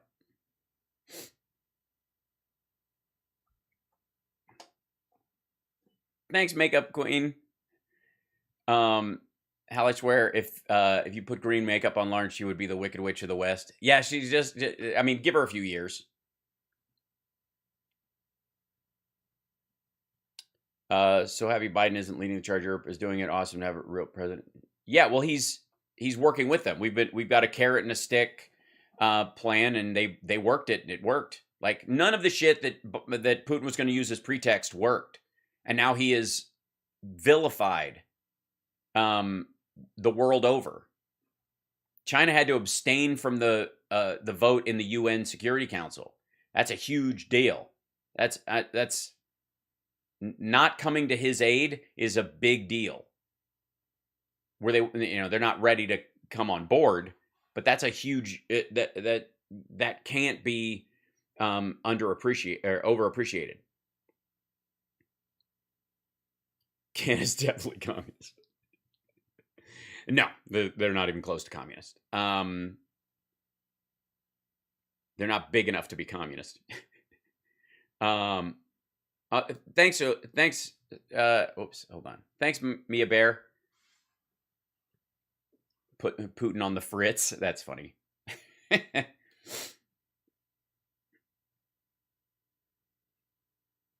Have you ever thought about running for office? Yes, I have, as a matter of fact. I'm running for mayor of Los Angeles this year. Haven't started raising money and any of that kind of stuff yet. That's the part I have to set up. So I'm not talking about it much until that part of it. So most active shooters are stopped by unarmed civilian. Only 3% of active incidents are stopped by a good guy with a gun. Correct. And most of the time that it's fomented by somebody who believes that their right to have a gun is going to be infringed because they've been bullshitted about that for so many years that they decide to kill people to prove to people that guns don't kill people. People do. I'll prove it. I'll do it. Like that. It's insane. Russia's not communist since 1990. This is true. Why would someone say NATO will die? Because they're being stupid. If I become mayor, I just won't be able to. I'll have to get a salary. I don't think I'll be able to take super chats and all. I'll have to turn off all demonetization. That's all.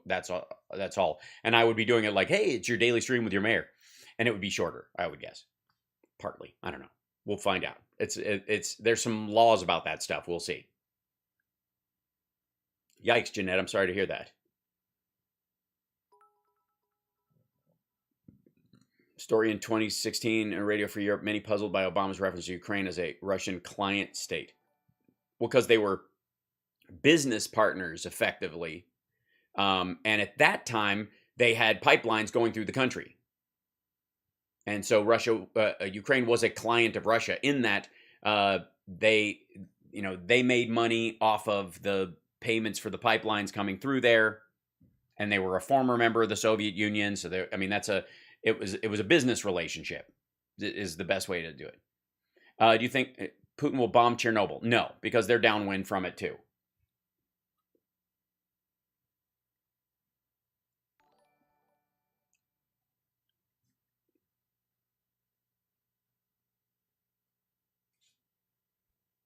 Say something good about Putin, even if he's not doing the right thing. Like Putin is not. No, he's a moron. There's not a reason for his invasion. He's awful. No. And the fact that you're asking for that is just goofy. He looks out for Russia and makes him a great leader for his name. Oh, okay.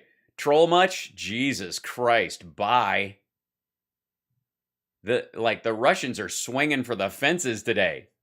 No, sorry guys. Not only is Putin a dictator posing as a president and running a fake democracy while jailing his opponents because he knows if he had to actually run against someone, he would lose. He is currently on a mental fade, is losing his fucking mind, and is attempting to take over a country by force.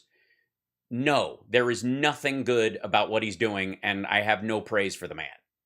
That's just fucking silly. He's not even a good tactician. This is a terrible plan. No.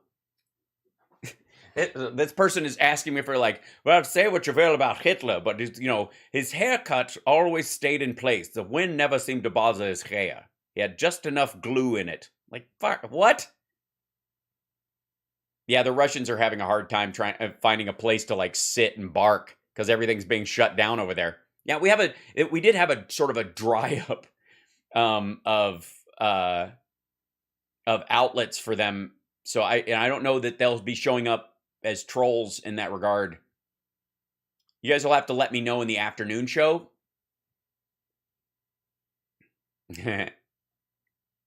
And yes, and to Vladimir Putin, I say with all undue respect, go fuck yourself.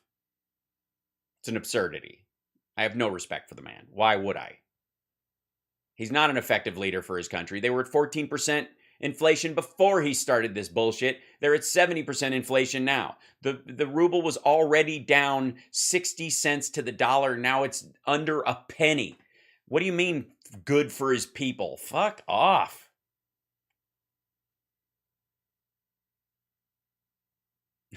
Be fair. I'll manage. I'll have somebody keep my schedule on point. Yeah. I got 1,000 people in the chat in the morning show. Man, remember when we had 50 people in the afternoon show when this all started? And now, and the morning show was like this, we'll see what happens or whatever. Yeah, their economy, Russia's economy is smaller than Spain. It's about the size of Italy. California beats it handily. And California is not invading sovereign countries and insisting they don't join trade deals. Jesus. Russian oil is still worth money. Petroleum often works in the cash market. Yeah, well, they're going to sell it to China and to Iran and North Korea because it'll be the only place they can get it. But it's still not going to lower its price because they're not getting the money elsewhere. So they're going to need a premium for it. It's not like they're going to, I'll cut you a deal if you buy some of our oil right now. They were buying it at the regular price. Now they've got fewer places to sell it. And so they're selling technically less because they still got to ship it. And natural gas has to go through a fucking pipeline. And excuse me, but I don't normally call for overt acts, but somebody should be sawing through Nord Stream right about now. Sorry, Germany. There needs to be a sub down there just it's got to go. Yes, yes, Putin locked up Pussy Riot. That for that reason alone, the hell with him. Yes, BP cut their association with Rosneft, but again, I tweeted this earlier. Don't think it's an act of morality on their part. They just want to get out before the bottom falls out of it, and it can't be traded, and therefore the stock becomes worthless. And there's, it's not a morale, and they get free press out of it. It looks like they're Hal. I don't live in LA, but I definitely vote for you.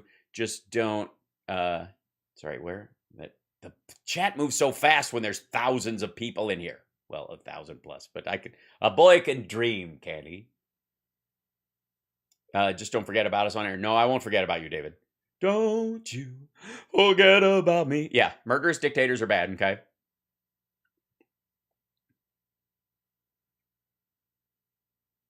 Yes, Putin is garbage.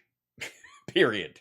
Like, fuck off with this nonsense. And I'm not pulling the whataboutism. Sorry. I will say ultimately that even the stuff that America has done that we should be ashamed of, we either fought back against or can currently protest against and not fear going to jail as long as we don't, beat a cop or take a shit in the rotunda and steal something. Slow mode? Okay. On the chat or on the, yeah. I don't know that I can do that in the restream. Let's see. Can I slow the chat down on YouTube a little bit? Probably, but there's already a delay in when I'm talking to you guys. That's hard for me to play catch up with, as you do. Dun-dun-dun-dun-dun. Georgina, thank you for being a member. Okay, let's see. Put the chat on. Let's see. Participants, put the chat on slow mode in chat. Let's see. Top chat. Live chat. And let's see. Stream settings.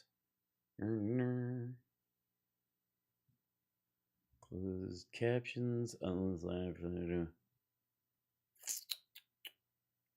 know where the settings are. Viewer activity. It's hard to do within the let's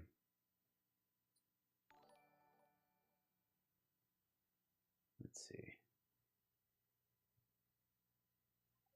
Live chat. Hold on. Whoops.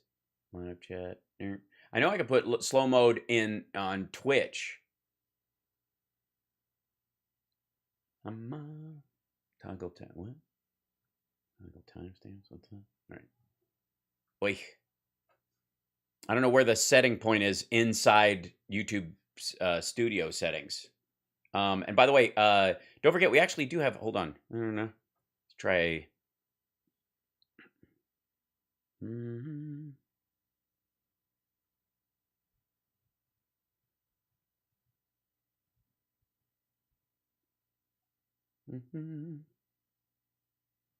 Have I packed my warm clothes for Michigan? Yes. Yeah, you wait for a minute before you can post. I see. Oh, where other people have to wait a minute before they can post. Right. Did the UN kick Russia out yet? No, not yet. That'll be a lot. But I mean, I think they shouldn't be on. I don't believe personally that Russia and China should be on the UN Security Council. I think it's silly. Like, it just logistically makes no sense. Why would you give them the ability to veto it? And I also think that if you're going to leave them in, that no country should be able to vote about the sanction on their own country. They shouldn't be able to veto a vote on their own, Security Council vote. They should have to count on the other countries to vote their conscience. That includes us.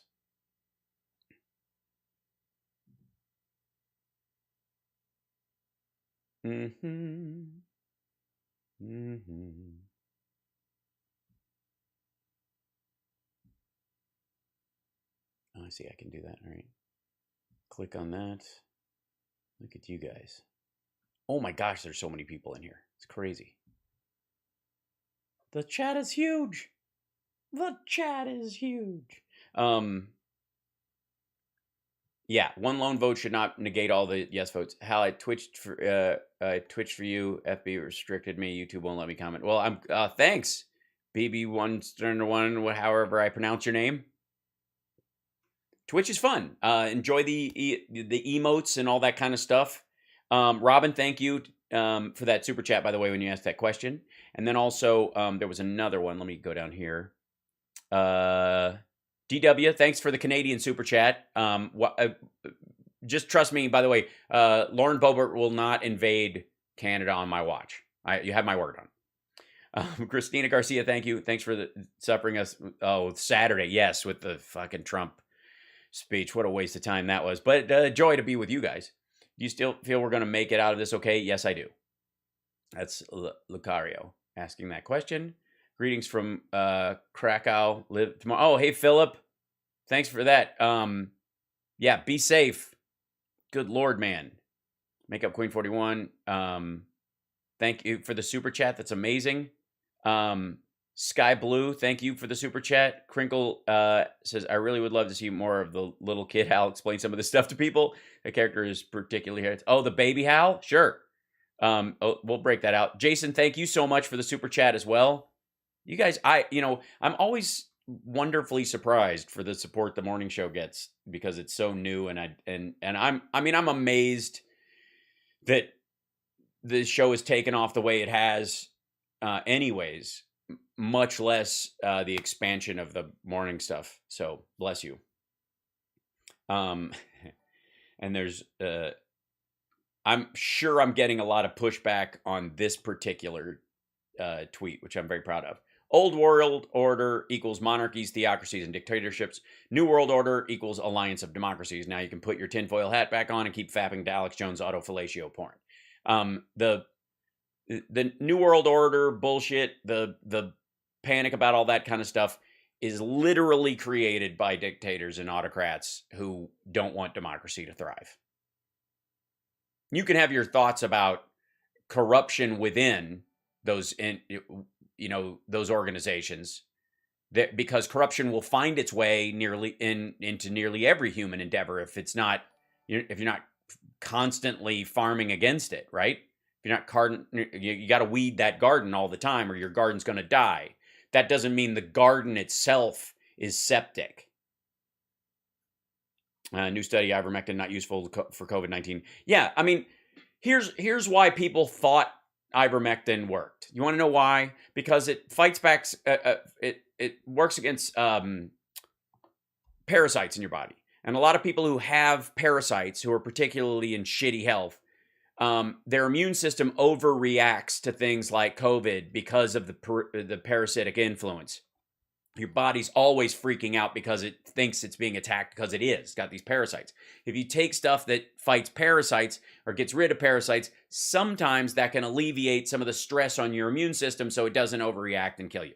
It has nothing to do with it, though. And all the other ancillary bad parts overwhelm that worth, and the only people are like, and everybody's like, I took it and I never went to the hospital. Most people never went to the hospital. You're like insisting on, on the idea of proving a negative. It's silly.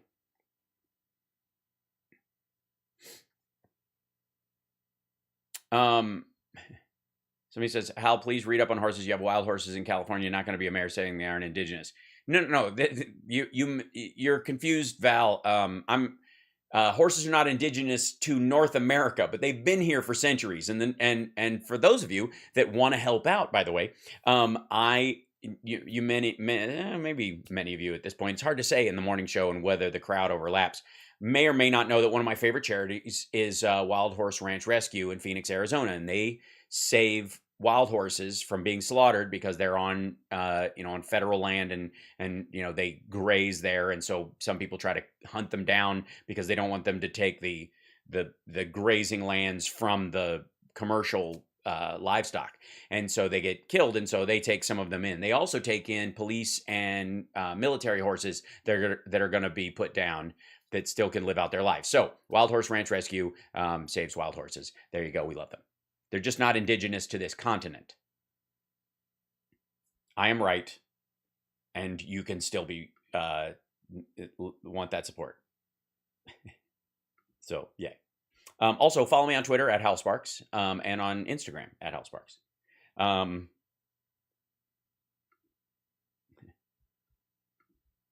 Let's see. I'm scrolling. There you go. Wild horses. How many of your Twitch people give me subs? I get it free. So is there a way to stop them and have them just save money? Well, they can give bits and other stuff like that, but that helps me. Giving the gift subs helps. I get sub points for that, which is the same as, as a sub. So yeah. And if you have those, if I ever have to turn on subscriber only in the chat, which is how a lot of folks milk their followers on Twitch, and I don't blame them necessarily, but if I ever have to do that because of trolls, like if it becomes overwhelming or we get one of those like hate farms jump into the Twitch chat, I can turn it to sub only and protect everybody. So it's better to subscribe on there for that reason, if ever I have to, throw that, choose the nuclear option, as it were, which is not really a nuclear option because it's temporary. Just saying. The horses jump Trump's wall. Yeah, that's how they got in the country. How will Putin use the nuclear option? I don't think so. I think there's a very strong chance. I mean, we had the same worry about Trump when he was on a hard fade at the end of his presidency, that he might try to do that. And there were so many people ready to throw themselves in front of it because, quite frankly, that's the one thing about the oligarchs as a safety valve for these kind of lunatics, and why there's a stark difference between the people surrounding Putin and, say, the people who were surrounding Hitler. Was that people surrounding Hitler ultimately were, much closer to his belief system and weren't just living off of him like leeches. Whereas the oligarchs in Russia, you're not talking about like Russian supremacists ultimately. And Putin's not even technically a Russian supremacist. His idea is like Russia as a country, but it's not like he gives a shit about the people. He's much more Stalinist, and if a bunch of the people have to die, then fuck it. To hold the land, because that's what he and some of his buddies will get rich off. Well, if that gets peppered with nukes from anybody, it's hard to have a bunch of Lamborghinis and vacation spots full of prostitutes if you've in a hellscape. That's their concern. So they operate as a governor on his behavior. Yeah, they're mobsters. They're hedonists, a large part of them. The problem is an aging hedonist at one point just stops giving a goddamn and might want to die in a blaze of glory, like, well, I might as well check out.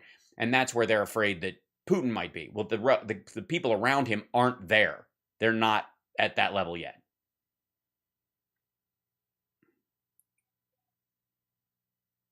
Putin's dad worked with the Nazis to clear the Polish ghettos. Yeah, they were aligned with it, but he doesn't believe in the superiority of the Russian genetics. That's not what this is about. And that's kind of what you need for the whole, like, missiles are away, hallelujah kind of shit. So I don't think so. There's a chance that he might, again, the big worry is a tactical nuclear weapon, a smaller scale one in Ukraine, but there's just no way that triggers anything positive for where he is. None of it. I mean, none of the invasion helps him really. And every time he ratchets it up, it makes it worse. Oh my God. Andrea, your picture just came up. Made by one of our own patrons, Mariah Grimble. Oh my God, that's hilarious. That's beautiful. I don't know why I haven't seen that yet. I'm like the messaging thing on Patreon is so terrible. So sometimes stuff gets in a chain of stuff and then I don't get to see it. That's hilarious. Now I got to go buy an orange shirt and put the patches on. Now I've got like at least a reasoning behind, like a costume for him. Who knew that Mariah would ultimately? That's amazing. Bless you for that, Mariah. That's hysterical. It's a NFT, right? Well, then it's Mariah's, because I'm not going to take anybody else's artwork as an NFT. What am I, a Trump? Does it say come on at the bottom? Yeah. That's hilarious. Yeah, I would have to get her permission to put that on a t-shirt or something. And if I did, the t-shirt would have to go to something like a charity or something. We'll figure it out. Maybe it goes to Wild Horse Ranch Rescue. That would be lovely. That's Ficus. You can tell by the 2 teeth and the long hair and my big eyes. Hey, man. That's fantastic. Hold on.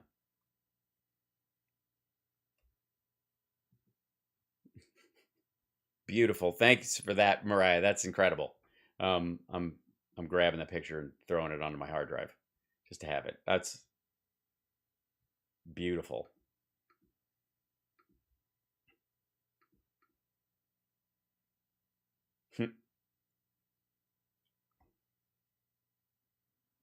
And Linda says, eating pancakes and maple syrup while listening to House Parks on YouTube. Oh, that's sweet, Linda. I hope they're good. And I also hope it's Canadian maple syrup in honor of our soon-to-be annexed northern neighbors. Yeah.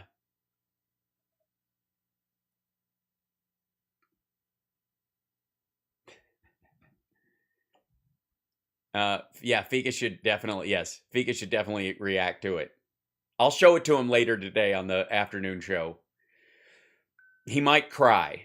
I'm just saying. She wants you to use it on a t-shirt. Oh, great. Okay. Did anyone see that? Yes, Pornhub is boycotting Russia. I think many of us are just going to finally have to break down and get a real membership on there. I think it's only fair. I'm trying to get all my comedian friends who on the road use the service for free to finally, in an act of solidarity with Ukraine. Yes, Tulsi is going to help us take Ukraine. She's going to use her ability to touch anyone and have their powers that she gets from her hairdo to do that.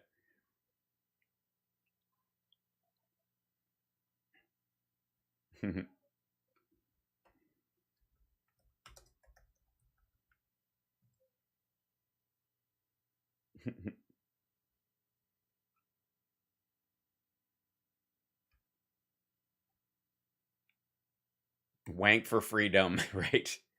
Cam whores unite. Hey, at some point, we're going to come to terms with the pleasure industry and recognize that, it's okay for Visa to back, gun companies and ammo manufacturers and, companies that make landmines, but somebody who gives someone an orgasm from a distance somehow can't. I think it's, and again, moral fights about behavior only are valuable when they're based on even moral ground. I was a cam mod for making sure I paid rent. There you go. I thought masked porn would take off. I don't doubt it. I had a joke in my work a little bit about the fetishes that are going to be born out of people who came into their sexual I don't know, their awakening during COVID. All these people who are like, oh man, what I wouldn't give to see a hot pair of nostrils, because they were all hidden. Oh, it's so dirty. What do you think her nostrils look like? Ah, shut up, dude. She can hear us. But she's got the best nostrils. Oh, just dirty nostrils. Just give me a peek. Just look, I got a little side nostril. Because people always get fetishes around stuff they're not allowed. Oh, it's so dirty. She just shows you her Vax card and then, look at that. Our chin. Can't wait to see what her chin looks. Look at that. She wears it down like that. It's like one of those thin bikinis. This is the masked version of a thong. Oh, the for dummies shirt. Oh, Rudy shirt. It was removed from Redbubble for copyright. Oh, that's terrible, Holly. Try Teespring.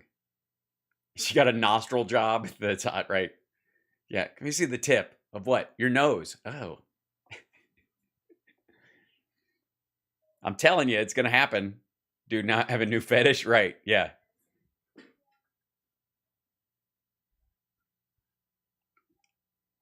Like the straps on a mask are going to be like the stocking garters, you know, the clips.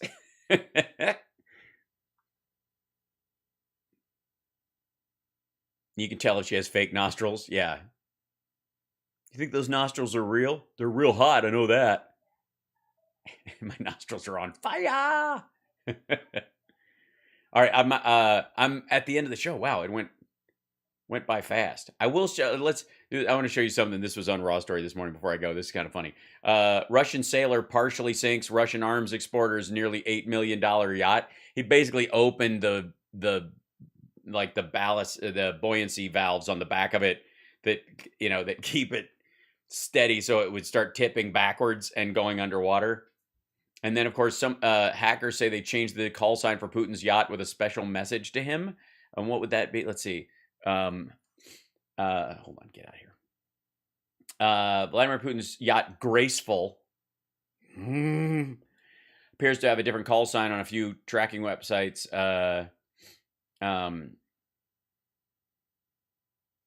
Let's see.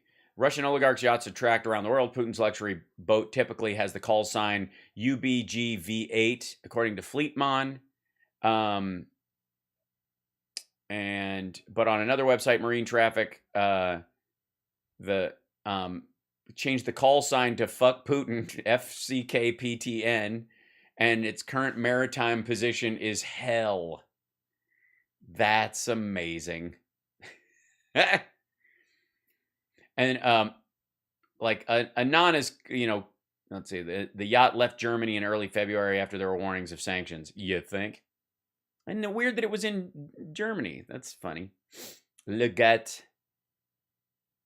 Hackers have manipulated the official call sign of Putin's $100 million personal yacht to fuck Putin and changed its current maritime position to hell. Oh, that's fun. See, that's how we have to handle this, kids. Remember, comedy is not only laughter is not only the best medicine, comedy is the best bullets. And more was done. How did it go? More was done to take down King George by a silly song than all the protestations of the bishops.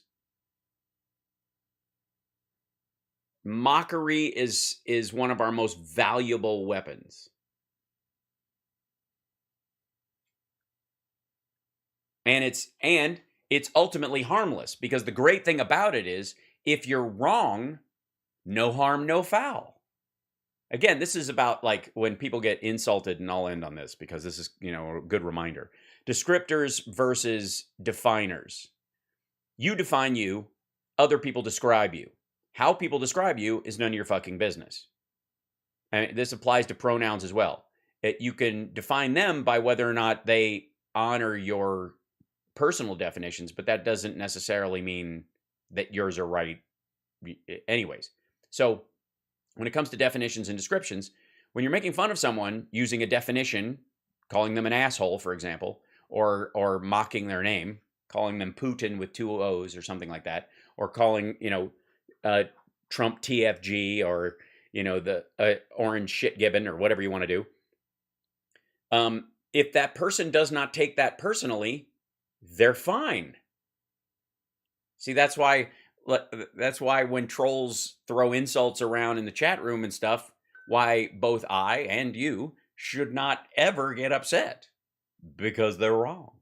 If you feel they're right, then that's just them letting you know there's a place you need to work on yourself, because you either don't feel secure in what you're saying or how you feel or who you are, and you need to work on that security. But it has nothing to do with whether or not they agree with you over time. They could still be an asshole. That's just a reflector. Like, somebody called me stupid, and I felt upset by that. Do I feel stupid? Do I believe them? Do I believe their opinion of me more than I believe? Well, no. Well, then, okay, fine. Then I don't feel offended anymore.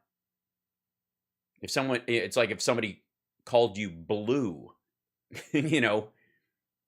or called you an automobile. You know what I mean? It's that absurd. if you ever get insulted by something someone calls you, just use that as an opportunity. Like, oh, hey, why did that hit me? Why did that make me feel upset? And do I think is that my own personal insecurity that makes me feel like I'm out over my skis, and therefore when they call me something, I feel like they might be right. All right, well, I'll work on it. Thanks for letting me know I have confidence issues, and I'm going to get to work on that because I feel like I'm a pretty good person. So, oh yes, thank you, Cosmic Rose. Yeah, never give your power away to someone else's description of you. And that's why, by the way, comedians can get roasted. That's why, we do roasts, why we shit on each other and call each other terrible things and joke about horrible atrocities and point them at each other, because we know they're not true. If for a second you think they're true, then you have a much bigger problem than any jokes being thrown around. And if you think you're vulnerable to jokes being told, then you're coming from a position of weakness or a belief in that weakness. So work on that, because it's not true. You're denying your humanity more than anybody who makes a joke about you ever could. Confidence is your best weapon against that. That's what gives you resilience. And it's also what makes you funny back, because people can joke with you about shit and you can joke back about this shit and they know it's a joke. If at some point one of the parties doesn't know it's a joke, then, both the person joking has to either move on or recognize that they're just shitting on someone, or the person who's being joked about has to recognize that they're being overtly sensitive and they're actually ratcheting up what would be jokes to a war. And that's a terrible thing to do. That morally is wrong. To make words violence by saying they're violent on you is actually an act of violence, because you're insisting on, well, my response should be violence. It's silly. So yeah, if people call me out on something that I'm wrong about, I'll just answer it. I'll either apologize, rectify what I'm saying, or clarify what I was saying, so that people know that if they believed my intent or my information was one thing when it was not, then I'll clarify that. If it was wrong, then I just apologize. That's nothing to be insulted about. That's just the reality. Everybody is wrong or makes mistakes or does something accidentally hurtful in their life, and you just apologize and work on it. That's human. Getting defensive about it or angry about it or digging in, that's when it becomes a problem. And so the great thing about joking about someone like, making jokes about Putin, making jokes about Trump and Don Jr. and all that crowd and that kind of stuff, is that it does them no ultimate harm. And if anything that I was joking about ended up turning out wrong, the effect on them physically is the same. But if it turns out to be right, then I was able to deplatform them without taking away their platform. I was able to take them down a peg without physically attacking them. I was able to lower their status in the world without ever doing them any irreparable harm. That's the great thing about comedy. That's the great thing about, joking. Even pejoratives at a certain point, when people are, insulting each other and stuff, still it's way better than a punch out. So just keep that in mind. Jokes in the Friars roast aren't true? Right. Some of them are. You can see who gets offended. Yes, it's a long morning show. I know, 15 minutes, and it's my Midwestern goodbyes. That's my fault. It happens. I know. All right, so let me get out of here. And I will see you guys this afternoon. Tomorrow night should be a regular show. It's a travel night. The Wednesday morning show, fingers crossed, I should be able to do at my hotel in Michigan. I hope. I have press there, and because of the time change, I don't know if travel is part of it. We'll see. But we will, regardless, I will continue doing the show while I'm traveling. I only have one show a night in each city, in each of these places, so hopefully I'll be able to do a full show and I won't burn my throat out talking, as I have been wont to do in the past. And while you're at it, go to nerdhalen.com. I'm wearing the t-shirt today. That's what made me think of it on my way out the door. and get you some merch and some stuff. And there's a link there to get Nerdy Woman, our new single. And I'm trying to do all the business stuff. And like and subscribe, give a thumbs up. You can Venmo to support the show. There it is. And you can subscribe on Twitch using Amazon Prime, and it doesn't cost you a dime. Or you can actually just pony up and help. You can become a Patreon supporter, patreon.com/HalSparks. Or you can super chat on YouTube, or you can just watch. You can just sit back and not worry about it and go, one of these days, I'm going to buy that dude a coffee in person or something. I'm going to bring him, By the way, don't bring food or beverage to my shows because I can't eat or drink anything. Like, it's an old lingering thing. We'll talk about that one day. Just don't ever do that. Don't bring unwrapped food or anything to a celebrity or that you meet on the street or that that you think is famous. Or like, I know you like these kind of cookies, so I brought you some. They're going right in the garbage. Nobody can do that because there's too many crazies in the world. So you just have to have a zero tolerance policy. I'm speaking on behalf of all the celebrities. Believe me. Yeah, I don't take candy from strangers. Neither should you. That's all. By the way, if it's safety sealed, maybe we'll talk. But there you go. Anyways, I adore you guys. I will see you later on today. Hold on, I was about to leave on the wrong screen because this is the morning show. And I will see you at 3 o'clock. Okay, bye.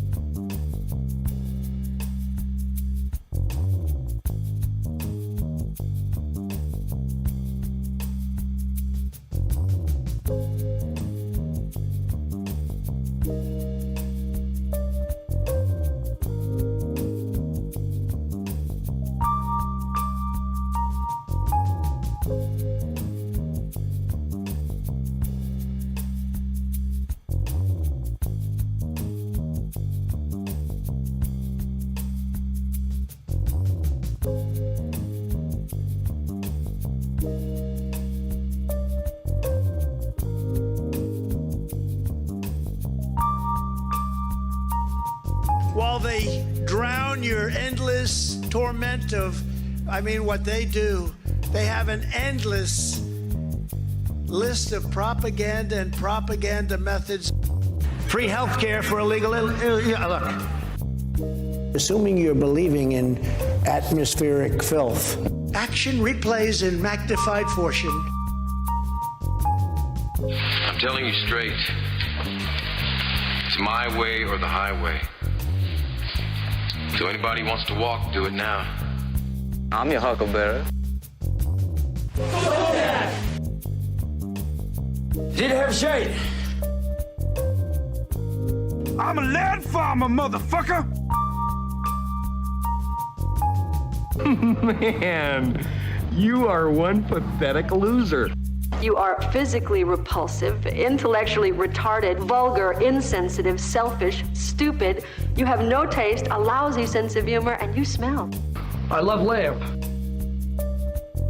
I never realized how much my advice could hurt people until my advice hurt me. How, in the name of Zeus's butthole, did you get out of your cell? We need you. Hell, I need you. I'm a mess without you. I miss you so damn much. I miss being with you. I miss being near you. I miss your laugh. I miss your scent. I miss your musk. When this all gets sorted out, I think you and me should get an apartment together. Well, it's a well-known fact, Sonny Jim, that there's a secret society of the 5 wealthiest people in the world, known as the Pentaverate, who run everything in the world, including the newspapers, and meet tri-annually at a secret country mansion in Colorado known as the Meadows. So who's in this Pentaverate? The Queen, the Vatican, the Gettys, the Rothschilds, and Colonel Sanders before he went tits up. Moon River.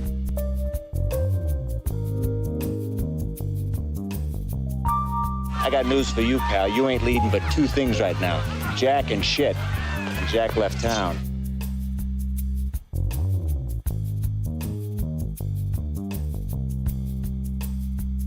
Every minute you don't tell us why you're here, I cut off a finger. Mine or yours? Yours. Damn.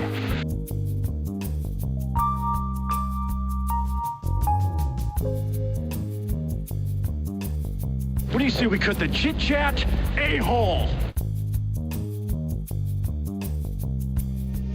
Something strange happened to me this morning. Was it a dream where you see yourself standing in sort of sun god robes on a pyramid with 1,000 naked women screaming and throwing little pickles at you? No. Why am I the only person that has that dream? The sportos, motorheads, geeks, sluts, bloods, wastoids, dweebies, dickheads. They all adore him. They think he's a righteous dude.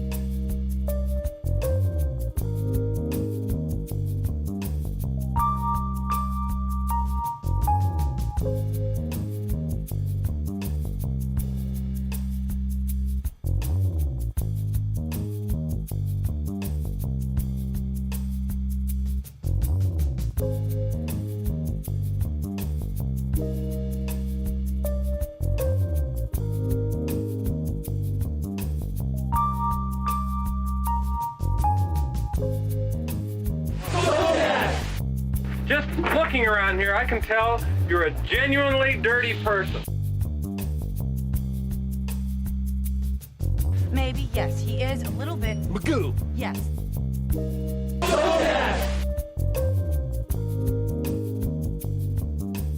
I'm a dude playing a dude disguised as another dude.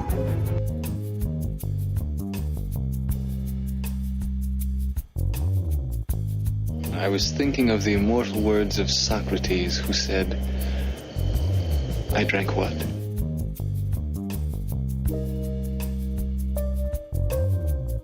I had a beat off. Shop smart, shop S-smart. Nice. Nice. Not thrilling, but nice.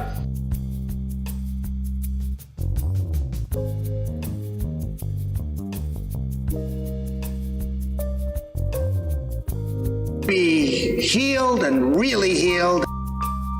Nuclear stockpiles.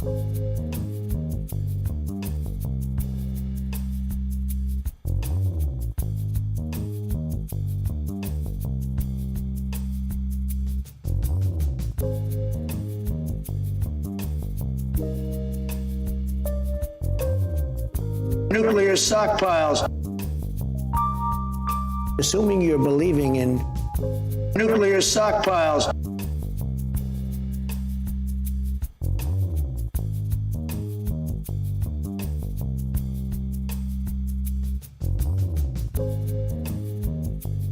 That was really cool, by the way.